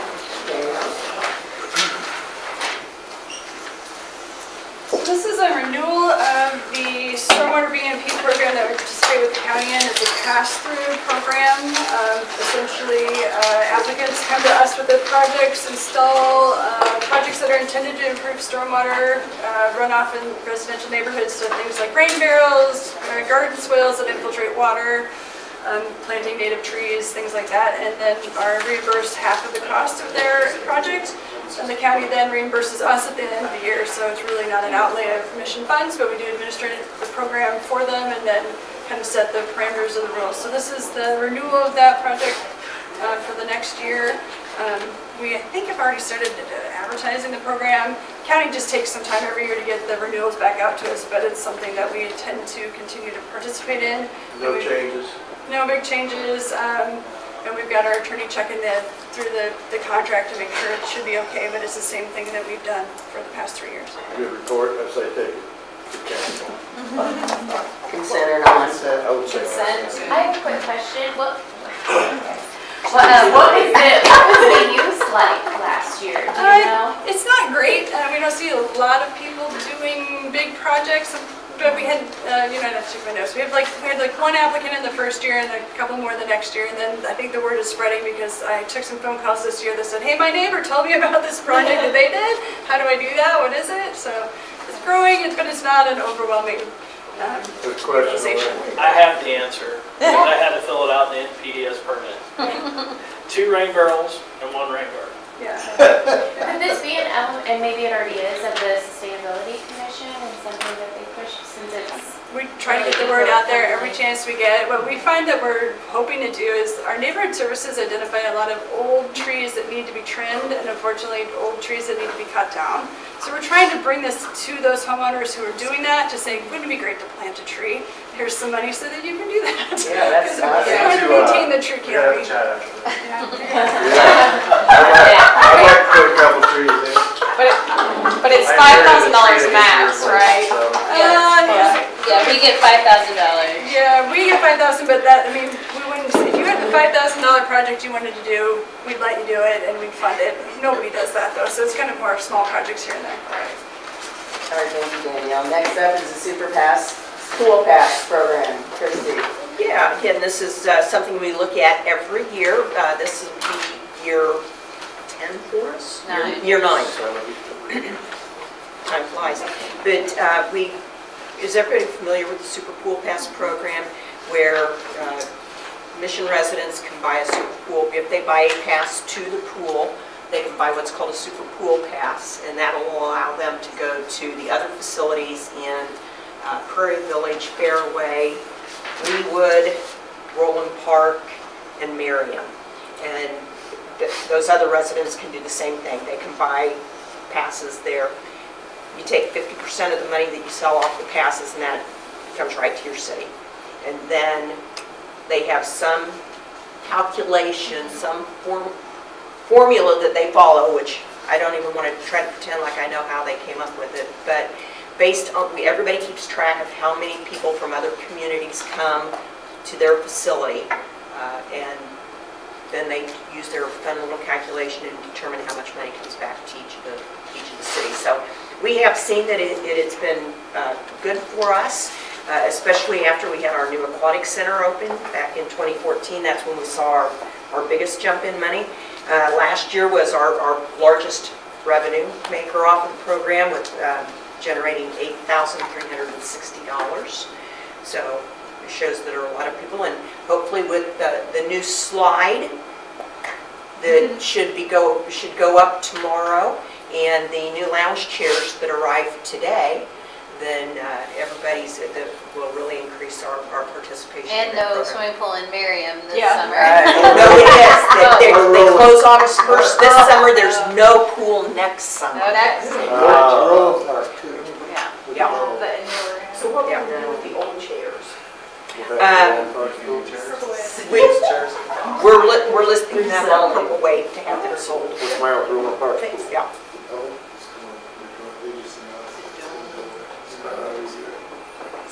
All right. Anyway, great program. I'm glad that we get to participate in that, and we get a lot of additional revenue for that. Great, I second that motion. Take it to council consent. Thank you very much. All right, the final action item is a resolution approving the 2019-2023 cars. John Belcher. Thank you. Much like our 5-year CIP, Johnson County puts together a 5-year CIP for the CARS program. So what they ask us to do is have council pass a resolution basically showing our intent for the projects that we have scheduled in our CIP, so that they can have a document that they can work on for budgeting future years. Currently in our CIP, the projects that we have for CARS funding would be Broadmoor from Johnson Drive to Markway in 2019, the second phase of Fox Ridge from 51st to Lamar in 2020, and then Johnson Drive, what we were dubbing Phase 3, from Metcalf to Lamar in 2023. This does not commit us to any expenditures of these funds. It's just kind of a forecasting tool that we all use to budget these projects. I'd be happy to answer any questions. Nothing on 21 and 22, right? No, not currently. We have to catch our breath and save our pennies. Yeah, we have to have matching funds. Any other discussion? Take it to council. Consent. Go recommend. All right, thank you very much. Thanks. Thanks, John. Department updates, Lori Smith. I don't have anything other than at your place. Emily left some of our new marketing materials for Thursdays or the new Saturdays for the Mission Market. So we're starting to get the word out and calling vendors and getting geared up for kicking off the market in June. So when Emily's back at the next meeting, we'll hopefully have an update on vendors. We've had some success and some interest by some new vendors, so that's been really exciting. What's the opening date? Sorry. Whatever, the first Saturday in June. First Thursday. I'm sorry, the first Thursday in June. Somehow a committee, Yes. Who's next? activity. That concludes the CDC. Thank you. You do it, right? Well, I think we can, Sorry, once again, I apologize. I'll try to keep this one on task and a little bit more brief, hopefully. So let's go ahead and call order our Finance Administration Committee meeting for Wednesday, April 4th. First up on the list, we have an action item, resolution designating city-sponsored festival events. So, Martha. This is the resolution that we pass every year that designates those festival events that the city participates in, and that way allows various vendors to obtain a temporary drinking establishment license and provide beer, wine, alcohol at those events. So this year we've got the three Thursday markets, as well as the Sunflower Festival food truck event that will be on August 24th.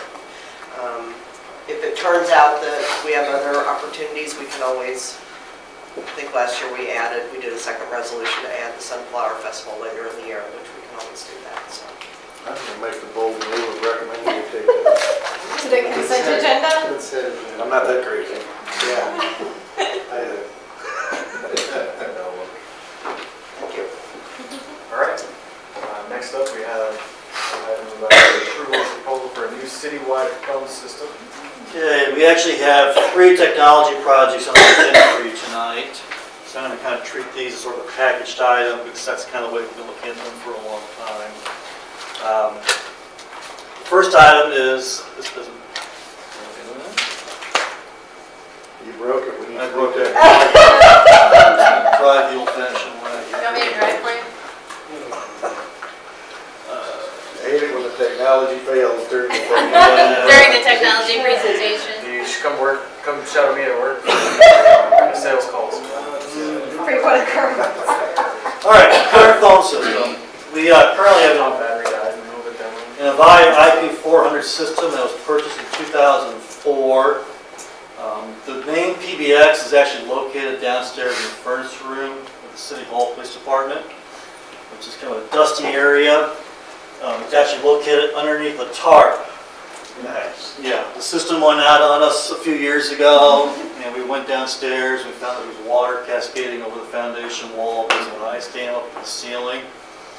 And so we dried it all off. We called AT&T. They came out here, got it back up and running again. The tarp over there to protect it so it doesn't happen again. The new one comes with a tarp. Well, we decided not to opt the tarp in, so. But that is stuck in a corner between the furnace and the device.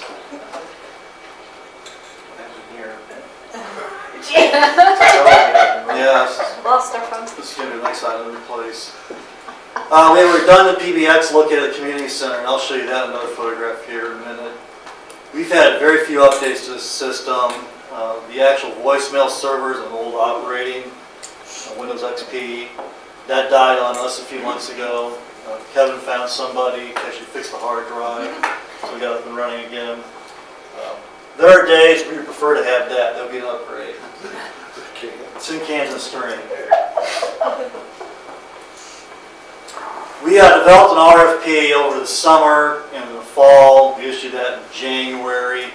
The proposals were received in February. And we did interviews with selected firms in March and finalized. We had 5 proposals, actually 6 options from 5 different firms. ServiceMart Telecom came in the lowest. We had 2 options from BHS Telecom. Both are pretty expensive, and both proposals were very poorly written. So we did not pursue the interview process. We wound up interviewing Towner, Allegiant Technologies, and ServiceMart. We were really impressed with the proposal that was written by ServiceMart. Not only was it a well-written proposal, they did a great interview, and they really hit some of the things that we were looking for. Not only do we want a telephone system that's up to date, has all the features we're looking for, we also wanted a relationship with the vendor. And that's the thing that's really been lacking with us and AT&T. And they just kind of hit that right with a home run, developing that relationship ongoing. They are proposing an NEC SV9100 IP phone. Again, the primary PBX will be located here at City Hall at a new location, not in the furnace room. I'll speak to that a little bit here in a second. Then we have a redundant PBX located again at the community center. We have 64 handsets, 5 courtesy phones out in the lobbies of the different buildings, as well as some of the walls in the community center and the conference rooms. 5 conference room phones, something you've never had before.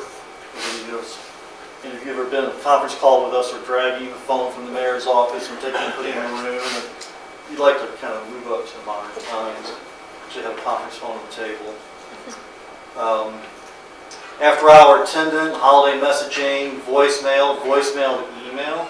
That's a concept that was new to our staff. We suggested that going through this process.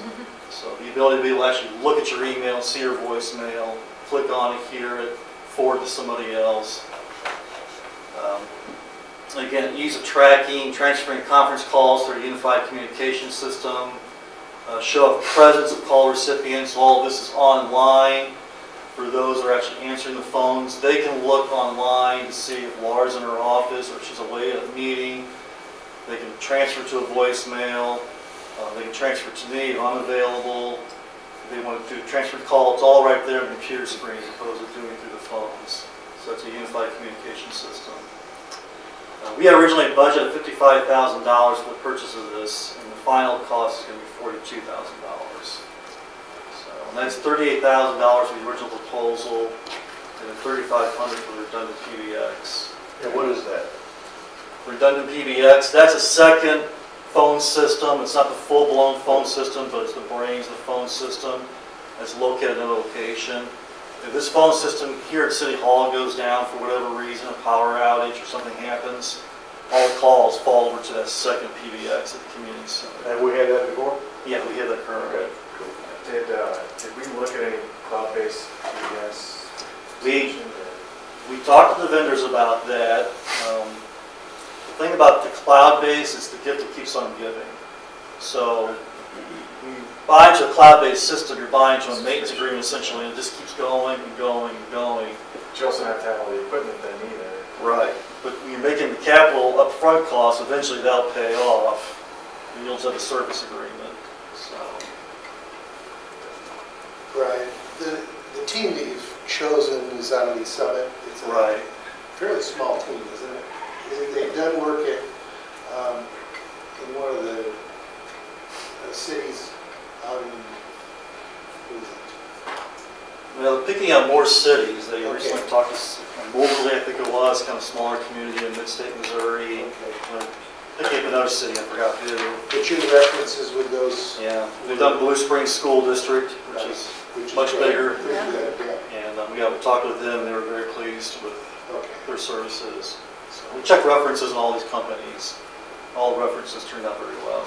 We'll keep the same phone numbers, right? Yes. So the phone numbers, the DIDs, the extensions will all transfer over to the new system, so all that will stay the same. So, Nick, do you want to take action at the end of this?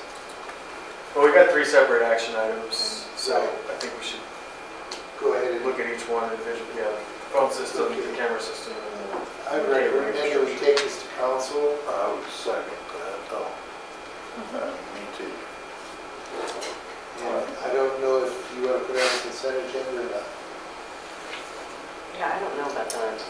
I think it's probably worth discussion on this one. I think one nice thing to call out, we had allocated was $226,000, and the 3 things together didn't come in pretty significantly in the budget on that. It's probably worth talking about that. Okay. So, good for the phone system? Yeah, good to go. Council, not concerned.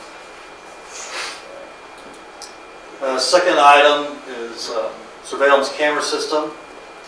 Our current systems, plural, are various systems, each in their own individual building. We have a system up here, which is that photograph that you see. That's in our storage room on this side of the building, the other side of the building. We have a system downstairs in the police station. We have a system over at the community center. And I don't think Public Works has a system, right, John? There's no surveillance cameras there, right? Don't tell anybody. Okay. So, we lock it up real well on that. The junkyard dog boy did that. Some of these systems don't work at all. Others don't work very well. They're all coaxial cable. They all record through VHS. Hard pressed to find a VHS player today anywhere. And what is that again? Yeah, one step above data. So with that, we're looking to buy an entirely new integrated system that's IP based. And the IP component is important, that internet protocol. We can run that across our network. So we have one system and all the different facilities that we're tying together across our network. We're able to view that system, any camera, from pretty much any desktop anywhere in the city, or even remotely. So if there's something that happens, Public Works facility at night, and John wants to see what's going on, he can actually sit at home, dial into a website, and find out what's going on looking at his cameras. And this is really important, particularly for police, so they can monitor activities going on at the community center or here at City Hall. We can also record a recording to a DVR, digital video recorder, and we'll be able to record much more information compressed onto that DVR. Have we ever considered any kind of surveillance camera in our parks? Or we don't have enough activity to promote? And we brought that question you could have made, or if you just, there were other places that, I think this camera system will allow us to add on in the future. It's one that's That'd be kind of the next flexible. step if we want to do that. We can certainly add that to this existing system. So, Broadmoor restrooms. Yes, exactly. Put it right on that conduit. there are options with this system. We're going to have some outdoor cameras that will actually kind of look into this particular park next to Sanderson Park and the pool. We received 6 proposals, wide range of prices. I'll tell you, the low one and the high one were really poor proposals again. Open eyes and eye opener. Yeah, so we really threw those out. We didn't look at them any further. They were very poorly written, very unresponsive. Did you tell them to? Yeah. Good for you. I actually did. The high one wanted to argue my denial, and I said no. Just say no. Here's why we're twice. Yeah. That's basically, I said you're twice as much as the second highest. We wound up interviewing Tricord, Midwest Digital Systems, and Electronic Technology Incorporated. Kind of a variety of systems, all within roughly the same price range, all good, well-written proposals. We landed on Midwest Digital Systems. A little bit more expensive than Tricord, but they offer Panasonic, which is kind of the brand name surveillance camera industry. It's a really good system. And we have a very easy management system on the internet, video management system. And they're local, they're in Riverside, so they're quick response if there's any issues. This project, according to this, was budgeted for last year, is that correct? 16, actually, I 16, think. sorry. Mhm. And it was put into the general fund. So it rolled over. Because we didn't have vendors identified, we weren't able to encumber funds specifically at the end of a fiscal year, so it rolls over and it's just being carried in general fund balance at this point. It's half of the price of the original budget. Yeah, which is sweet. So I think we could move forward with this. Have a discussion. Yeah. Good. Sounds good.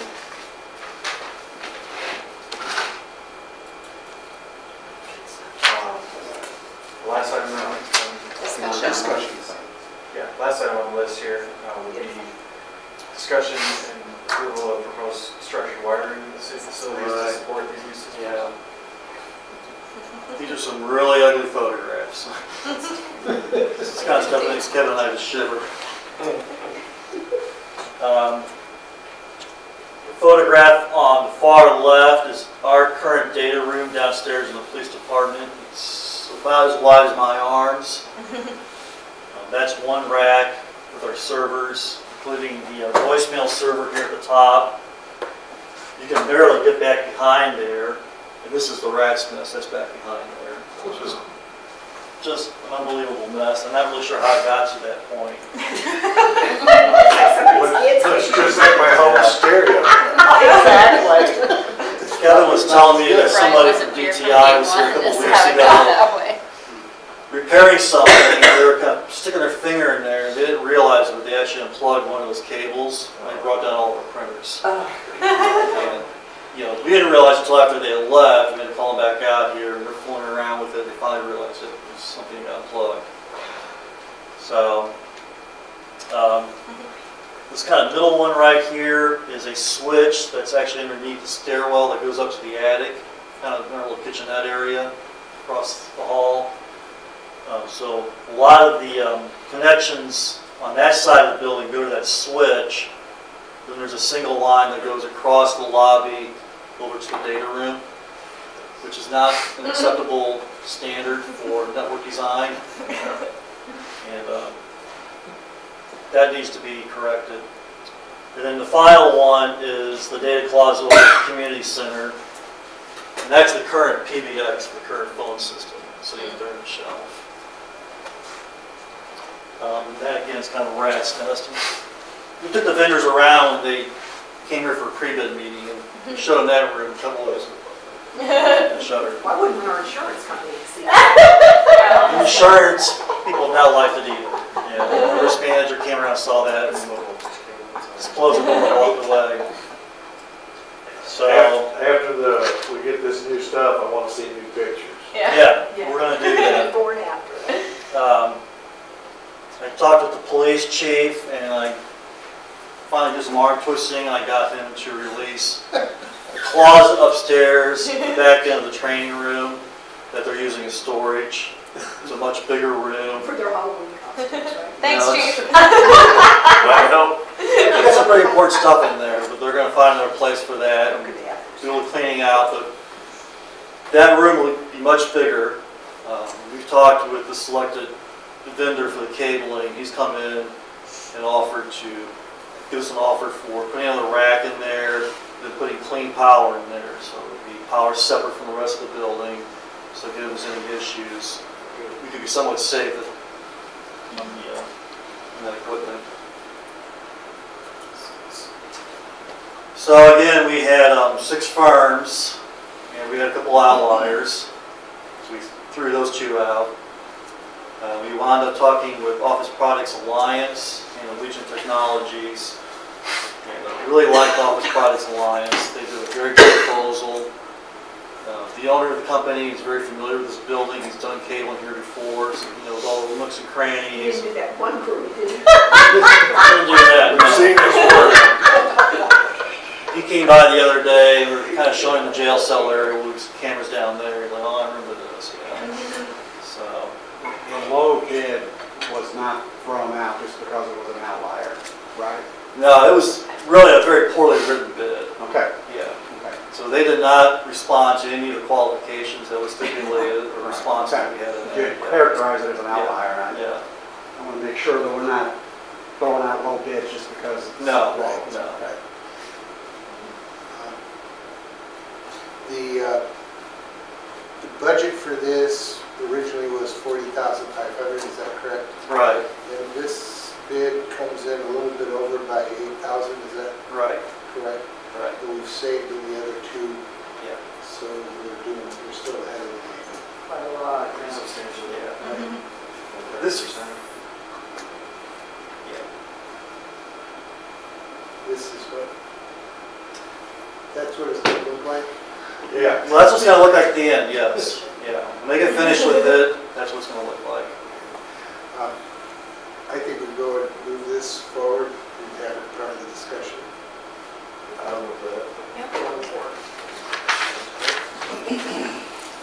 That's our final recommendation. So that was the original budget, $226,000. And this is where we're at this point, $146,600. Brian, I just wanted to say, in going through these, I just am very appreciative of all the work you did to do the footwork in getting this to us with a lot of the detail and analysis, so I really appreciate it. It's taken a long time to meet with vendors and do research and develop the RFPs and make sure the RFPs are accurate and reflect what we want. And really, more importantly, communicate to potential vendors what we're looking for and kind of hold their toes to the fire a little bit when they actually submit a proposal and enter a contract with us. I think Kevin's been kind of riding gunshot with me since he was promoted a few months ago. And he'll be very, very involved with the actual implementation of all of this and the maintenance of it when it's up and running. Thank you. You're welcome. Thank you. Last, we just have any department updates? No, I don't have anything else this evening. Thanks. So we can go ahead and adjourn. Okay. Anyone else have any questions, comments? You go ahead, you go ahead. I just want to say that, Danielle, I'm very appreciative of all the work you've done. It's sad to hear that you're moving back to your home state, to your home community. I know that you're going to be here for the council meeting, right? For the upcoming council meeting. But nonetheless, I just wanted to say thank you for all the work you've done. It's really been very appreciated. Is there discussion eventually of posting the position, or is that something that comes next? Or is it posted already? It's not posted yet. We wouldn't typically bring that posting, I mean, we may bring it informationally, but Right. yeah. Okay. Yep. Well, just again, thank you so much. Do we have any current requirements based on some of the crimes we've seen around the area, around the peripheral, especially the storage area? Do we have any requirements that people who own those things have security cameras to help our police force? Great question. I'm really concerned about the crime, specifically in my ward. So, if I can talk real quick, the email I had sent you guys previously, Come up here. I need to sign my name in it. No, you don't have to sign anything. It's easier for those who might be watching from home to. Right. The weekly report that we've done in the past, it's very difficult to get information out when these investigations are still ongoing. I will tell you that the information that we got from the storage unit, we got 5 days after the first burglaries occurred. So by the time that we got the information that Monday night, the burglaries started the Wednesday before. And there were 30 burglaries down there before the company even called us or notified any of the people that owned those properties and those lockers. Within 3 hours, we had an idea of who the suspect was. Same suspect. Yeah. And 2 days later, we actually caught that vehicle and that suspect trying to get back in again. So my job now is to reach out to corporate and to try and straighten that relationship out, because had we got the information the very first night, I wouldn't be sitting here with 30 burglaries. Right. But I'm not the prosecutor or the judge, but that case is done. Some of the other things that I've emailed you guys about recently, and again, it's hard to get that information to you guys. Everything's an open public record, like this meeting or an email that I send or whatever. We're trying to find a way to get that information to you, because the FBI was here this morning on a case. Suspects in custody out of Johnson County. So, but some of these things, it's difficult to get that information to you. You guys know we have 4 people in the police academy right now, but I will tell you that even my captains are out working cases. I emailed you about a case where it was an aggravated burglary at 3:30 in the morning at somebody's house. That person we're tracking down as I'm here at this meeting time. So we know who that suspect is. So we have very good people that are out doing the work.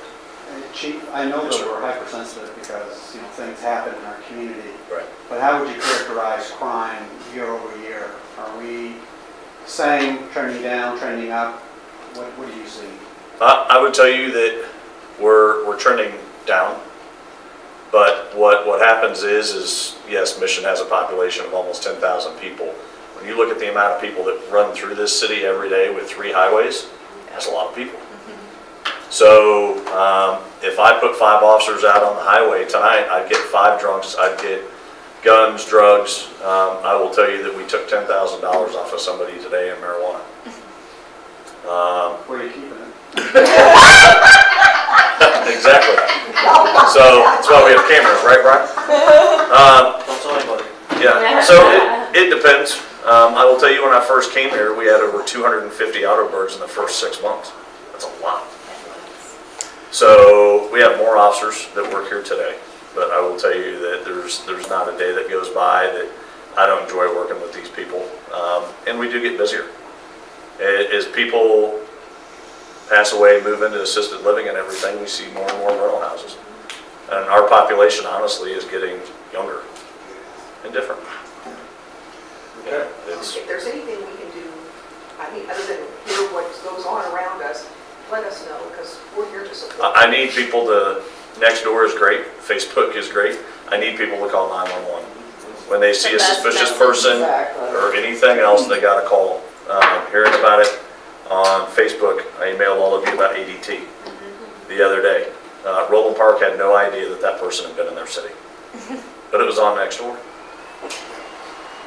And it was the day after the fact. So people have got to get out and be making phone calls instead of Nextdoor. So it's just like Facebook. So It's defined by the neighborhood. It's it's awesome. I don't But I can just leave my What did you do, Kristen? Yes, Kristen. Are we adjourned? Thank you for your Pat, did you have something? Yes, it's one of my many tools. No. Thanks for coming to this meeting. Did you skip the mayor's? I did. I mean, it was a very nice dinner probably in Edwardsville, so. Yeah. Oh, is that why you missed some of the other committee meetings? Is it at the same time?